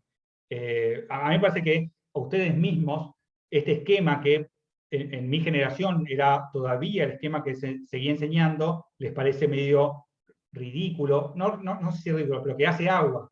En fin. Bueno, y nota al pie, una vez que ustedes tenían estas leyes de la ciencia, iban a poder explicar por qué salió el sol hoy, por qué salió, bueno, porque todos los días sale el sol, ¿cómo lo sabés? Porque he hecho un razonamiento inductivo a partir de la experiencia, y pueden hacer predicciones. Es decir, que explicar y predecir son fines epistémicamente análogos, digamos, que tiene conocimiento científico. Acá hay un personaje que dice, claro que sí, la ciencia sirve para explicar y predecir. Ok. Bueno, Tengo y acá... una pregunta, Sí. Diego, perdón, Sí. sobre Hume. Sí. O sea, las cuestiones, lo que él explica en lo de la idea de causalidad y que explica lo de los hábitos y la costumbre, ¿también se puede extender a lo que vimos recién o eso Sí. es solamente lo de la experiencia? No, es exactamente eso, es una forma alternativa de ver esto, es decir, Ok. la idea de causalidad, cuando digo, lo que él encuentra es que a nosotros se nos enseña a distinguir entre correlación y causalidad. ¿Hasta acá se entendió? Sí, sí. Ok. Canta el gallo, sale el sol. Canta el gallo, sale el sol durante muchos días. ¿Eso es una relación causal o es una mera correlación espúrea? Es una correlación. Sí, es una mera correlación. Y un problema que tenemos nosotros como economistas es que los datos nos dan un montón de correlaciones y la gran pregunta es, ¿cómo diablos extraemos de acá causalidad? Lo que quiero sugerir con esto es que nuestra cabeza se separa correlación de causalidad, y lo que la separa es que la causalidad supuestamente tiene una nota que no tiene la correlación, y es que hay algo que es la conexión necesaria. Nosotros pensamos que no hay ninguna conexión necesaria, sino que es una conexión espuria entre el canto del gallo y la salida del sol. ¿Se entendió hasta ahí? Sí. Lo que quiero entonces decir es que el concepto de conexión necesaria es fundamental para nosotros, porque es lo que nos permite separar causalidad de la mera correlación espuria. Y la pregunta que se hace Hume, que es uno de los que yo sepa es el primero que se la hace, es ¿cuál es el correlato empírico? ¿Cuál es la impresión de esa idea de conexión necesaria?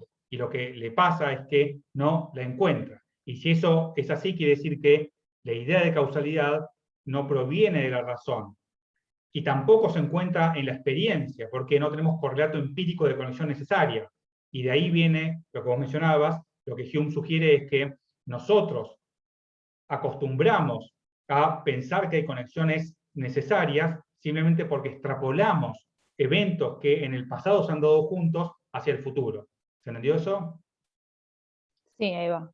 Ok, Genial. pero de nuevo eso nos pone a nosotros como científicos en una situación súper incómoda, porque nosotros como economistas queremos hablar de las causas de la inflación, o de las causas de la pobreza, o de las causas del crecimiento económico. ¿Hasta acá se entiende?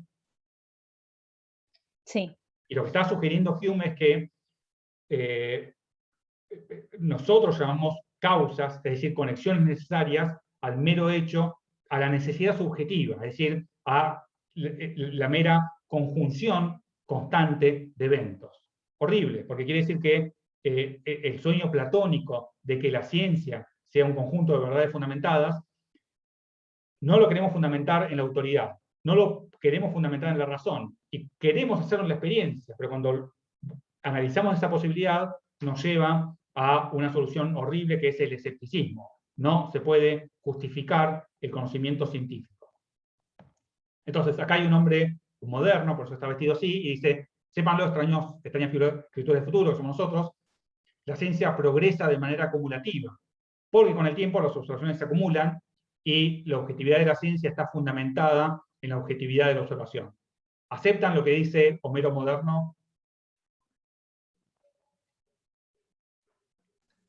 No. Y no. Bueno, si no lo aceptan, no lo acepten, por favor, porque yo creo que es inaceptable, ¿no? Bueno, acá dice, a medio que dice, la observación no es nunca neutral ni objetiva, todos estaremos de acuerdo con Moria. Ok, entonces, termino con esto. En la premodernidad, ensayamos nosotros como especie ese camino de que el fundamento es la autoridad. No nos gustó.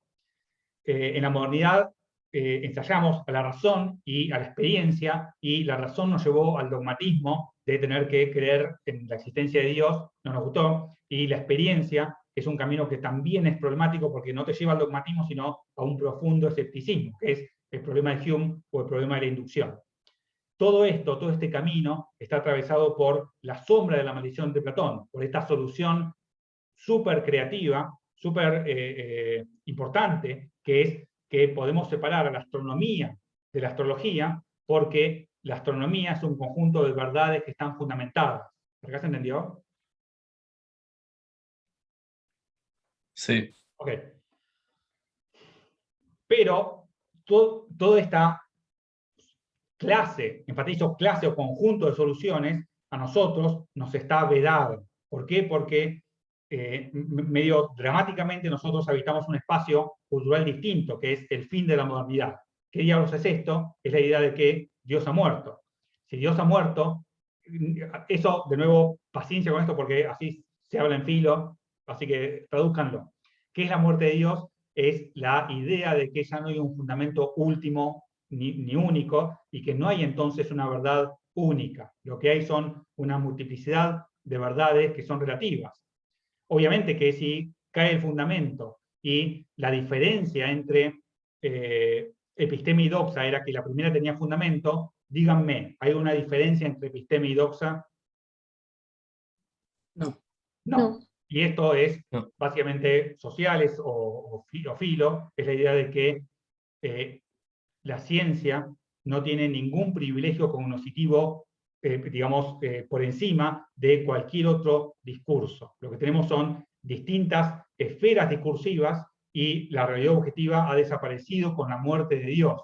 ¿Se entendió eso más o menos? Sí.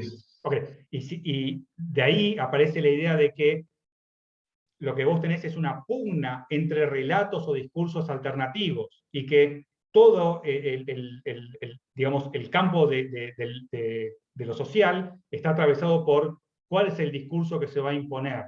No tiene nada que ver ya con el conocimiento de la realidad objetiva, que fue la esperanza que tuvimos durante toda la modernidad, sino con algo muy distinto, que es el análisis del discurso como forma de poder, por decirlo así de manera medio brutal. Ok. Y acá está el Homero posmoderno, dice: Dios ha muerto, no hay un fundamento último, y la ciencia, señores, es una narración más. Entonces, díganme, ¿hay una diferencia entre la astronomía y la astrología? No. No, son dos campos discursivos. ¿Y por qué se enseña entonces en la Facultad de Exactas astronomía y no se enseña astrología? Una cuestión de Relaciones poder. de poder. Bueno, es una cuestión de poder. Y si nosotros le ponemos mucha plata a los astrólogos, ¿se podría crear una tecnología astrológica? Sí. Probablemente. Sí, sí. Estoy medio loco, pero bueno, es un poco la consecuencia medio directa de que Dios ha muerto. Es básicamente el relativismo, ¿no? Ok, pero lo que un poco quiero mostrar en los minutos finales es que no es la única solución, si bien es cierto que es la más extendida.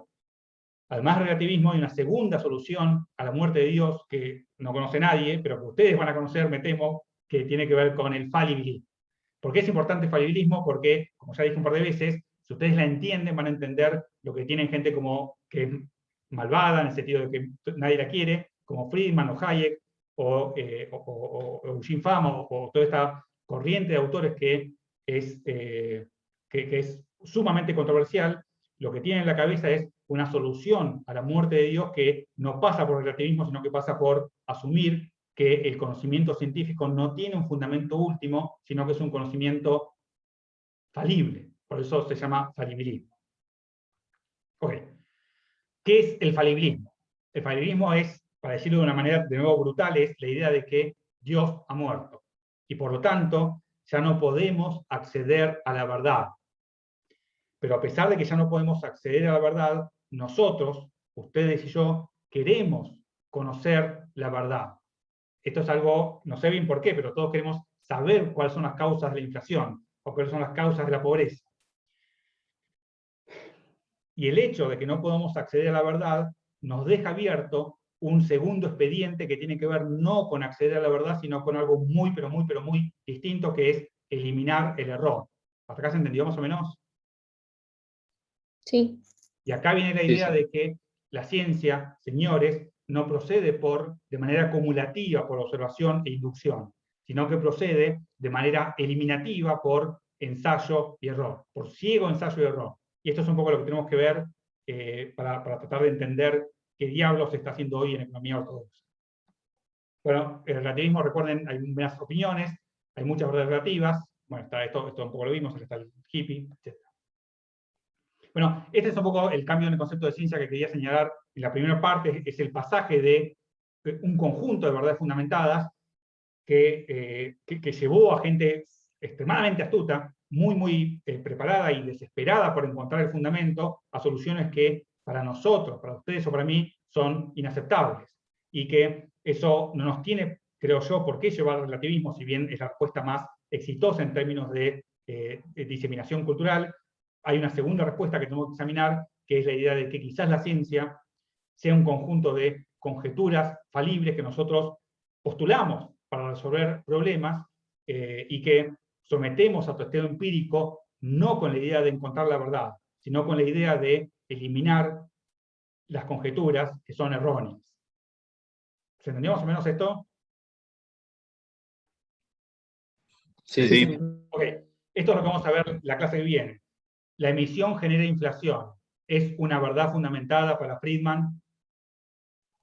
No.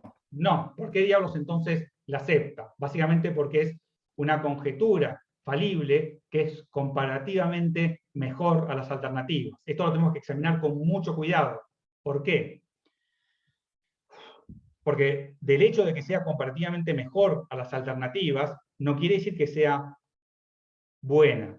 El ejemplo que yo suelo dar, y que voy a repetir, así que no se preocupen, es ¿qué es mejor? ¿Cortarse un dedo o cortarse las 2 piernas? Un dedo. Un dedo. Bueno, si votamos, yo creo que cortarse un dedo es mejor. Es comparativamente mejor. Pero ¿ustedes dirían que cortarse un dedo es bueno? No. No. Es importante porque la defensa que hace gente como Friedman o Hayek o tantos economistas que son malvados, ortodoxos, neoliberales, del cuerpo de conocimiento económico al cual le hemos llegado, no tiene que ver con que sean especialmente buenos, sino que son comparativamente mejores a las alternativas sobre la base de evidencia empírica creíble. Esto es un poco el camino que tenemos que recorrer para que entendamos por qué la macro ya no es keynesiana, o por qué en micro se nos enseña un modelo de la firma que no tiene nada que ver con lo que nosotros pensamos que es la firma. Así que paciencia,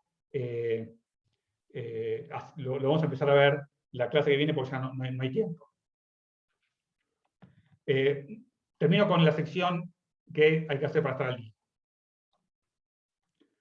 Lean el capítulo de Hume de Carpio, muchos lo han hecho, y lean un primer texto de Popper que es horrible, pero que es el que hay, que se llama Sobre las fuentes del conocimiento y la ignorancia. Acá Popper lo escribe cuando escribía muy mal, como todos al comienzo, así que ténganle paciencia.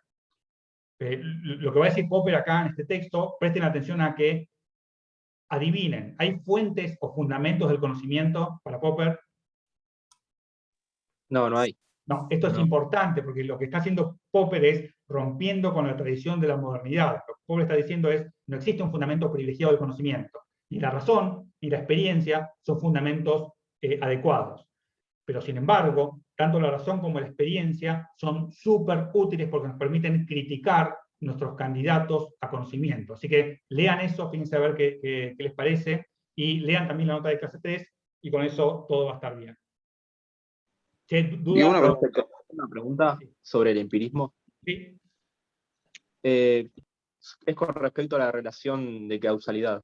Viste que lo divide como en 4 elementos y el cuarto es que es esa fuerza que tiene que haber entre causa y efecto que no tenemos ninguna impresión, no la podemos ver. Sí. Entonces, sin embargo, después dice como que es razonable porque no es contradictorio. Entonces no entiendo si para Hume existe o no existe la relación causal. Lo que hace Hume es primero tratar de fundamentarlo en la experiencia, y él encuentra que no puede porque no tenemos una impresión de esa idea de conexión necesaria, y recuerden que las ideas provienen de las impresiones. Y después trata de fundamentarlo en la razón. ¿Cómo diablos fundamentás vos un conocimiento en la razón? Bueno, mostrando que la contradicción es imposible, es una demostración típica por el absurdo. Y la pregunta es, la idea de que cuando una bola choca a la otra, la segunda bola se tiene que desplazar, ¿proviene de la razón? Y Hume dice, no proviene de la razón porque vos te podés imaginar cualquier otro resultado. ¿Se entendió? Sí. El ejemplo que él da es el siguiente. Imagínense un superhombre que tiene todas las facultades mentales, todas las facultades racionales perfectamente desarrolladas, pero que no tiene ninguna experiencia. Lo acabamos de crear como si fuera un clon, imagínense. Y esa persona lo llevan a jugar al billar. ¿Sabría esa persona, tiene manera de saber que cuando una bola golpea a la otra, la segunda se va a mover? No, y esa persona tiene todas las facultades mentales o racionales perfectamente desarrolladas. Y eso lo que trata de mostrar es que la idea de conexión necesaria tampoco procede de la razón, porque si procediera de la razón, ese engendro, ese homúnculo que acabamos de crear, debería poder deducir cuál va a ser el movimiento de la segunda bola. ¿Se entiende? Bien, hasta ahí sí. Sí, y dado que no lo podemos justificar ni por la razón ni por la experiencia, lo que Hume concluye de manera horrible es que no lo podés justificar. Y entonces lo que él sugiere es que nosotros lo aceptamos por la siguiente razón. Si nosotros no tuviéramos el principio de causalidad en la cabeza, o no lo aceptáramos, ¿podríamos aceptar que tomando la lata de Pepsi yo voy a calmar mi sed?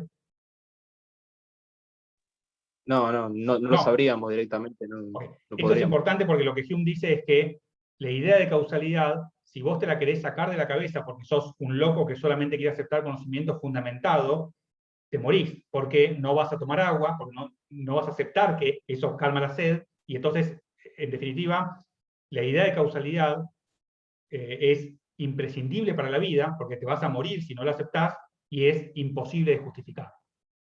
¿Se entiende? Ah, bien, sí. Por eso no lo había entendido o sea, entendí que no podía justificarlo, pero no entendí si la aceptaba o no, y ahora entiendo que sí la acepta. Sí, pero la acepta porque si vos, si vos te querés desprender de ella, básicamente te morís de hambre, de sed, y es imposible la vida sin Claro. eso. Bien, gracias. Diego, ¿te puedo hacer una pregunta sobre las guías? Sí, obvio. Tipo, son más administrativas, o sea, si las guías son las preguntas, por ejemplo, hay una de Descartes que dice caracterice la duda metódica. Yo ahí puedo responderla puntual con 3 características o puedo desarrollar después con las 4 reglas del método. ¿Son puntuales o a desarrollar? No, las guías le sirven a ustedes para estudiar. ¿Cuándo miro yo las guías? Supóngase que te sacás, estás entre 3,80 y 4, y entonces yo digo, ¿qué hago en este caso? Miro las guías. Si yo veo que las respuestas son razonables, por más que sean cortitas, ahí mi espíritu bondadoso se inclina por el 4. Si yo veo que es cualquier cosa, o que incluso hay gente que se la juega y entrega guías copiadas, esa gente deja la materia. ¿Se entendió? Ok. Sí, y entonces Ojo con el eso largo de porque las respuestas me ha no importa. pasado, o le ha pasado a gente que llega al 4.º examen y justo le va mal, me fijo en las guías y hizo toda la materia y la perdió. Así que tengan por favor cuidado con eso. Es preferible respuestas honestas y malas que respuestas copiadas. Eso sépanlo. Digo Sí. una cosa. Sí. Gracias. En la guía de lectura esa, la de Hume, pedía la 1 y la 3. ¿Puede Sí. ser? O Sí, sea, sí, son solo. pocas. Sí. Y otra cosa, entonces, lo de Popper, ¿para cuándo sería esa guía de lectura? Creo La que otra clase. para la otra clase, sí. Tengo O que sea, la que completar el viene, ¿no? programa, lo voy a completar, espero, mañana. Porque el parcial también, dijiste la primera clase que era el 6 y después en el cronograma decía la otra semana, como que todo se pateó una No, semana. eso, perdón, disculpas, no lo pensé que ya estaba hecho, pero pensé mal, me equivoqué. Espero mañana completarlo si ya tienen la hoja de ruta del cuatrimestre. Ok, gracias. No. Digo, Sí, tengo 2 preguntas medio aparte de lo que Dale. vimos. ¿Viste el empirismo? Eso vendría como que en contra a lo que por ahí decía Freud o Jung del inconsciente. O sea, ellos como que eran más cartesianos en el sentido de que creían en las ideas innatas.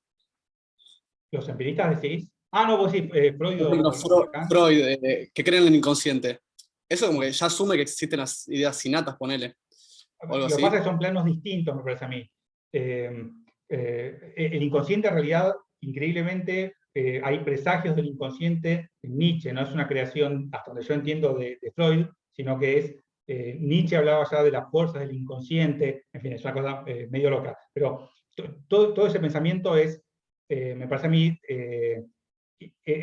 intenta hacer algo distinto, que es ser conocimiento científico. Lo que están haciendo estos tipos es preguntándose cómo diablos es posible el conocimiento científico, no hacer directamente ciencia. ¿Se entiende la diferencia? Bien. Lo que sugiero simplemente es que son planos distintos. Ok. Y otra pregunta. Yo leyendo Hume repetía todo el tiempo como que asumía que existía el espíritu y después como que refuta que existe el alma. Sí. Ahí no entendí bien, o sea, ¿qué entiende por espíritu? No, lo que él hace, los 3 pilares de la educación, digamos, racionalista son la idea de Dios, la idea del alma y la idea de causalidad, porque uno habla del mundo, digamos, metafísico, otro del mundo espiritual y otro del mundo material. Lo que él hace es demoler las 3, es mostrar que las 3 ideas se enfrentan a problemas insalvables, y bueno, y hace lo mismo con el alma. Lo que pasa que a veces se llama espíritu a la conciencia. ¿Se ve la diferencia? Ah, está bien, está bien. Pero bueno, eso son formas de expresión. Vale, gracias. Diego, una consulta. Sí. ¿A dónde se manda la guía? Si se fijan en la página, en la primera pestaña, que es, no me acuerdo cómo se llama, abajo están las condiciones de aprobación y ahí están los mails a donde se tienen que mandar las guías. Igual lo voy a poner también en la pestaña de ahora para que no lo busquen demasiado. O sea, es a episteweisman@gmail Sí, la o respuesta más ayudantes. sencilla es esa. Se manda a Piste Weisman y después a ayudantes, creo que 2019, una cosa así. Ok, A esas dos casillas. buenísimo. Muchísimas gracias. No, está bien. Che, bueno, vayan a descansar. Nos vemos entonces el miércoles que viene y empezamos a ver Popper y después Friedman, etc. Gracias, Diego. Bueno, Gracias, nos vemos. nos Chau, vemos. chau. Chao, Diego. Chau, hasta luego. Gracias.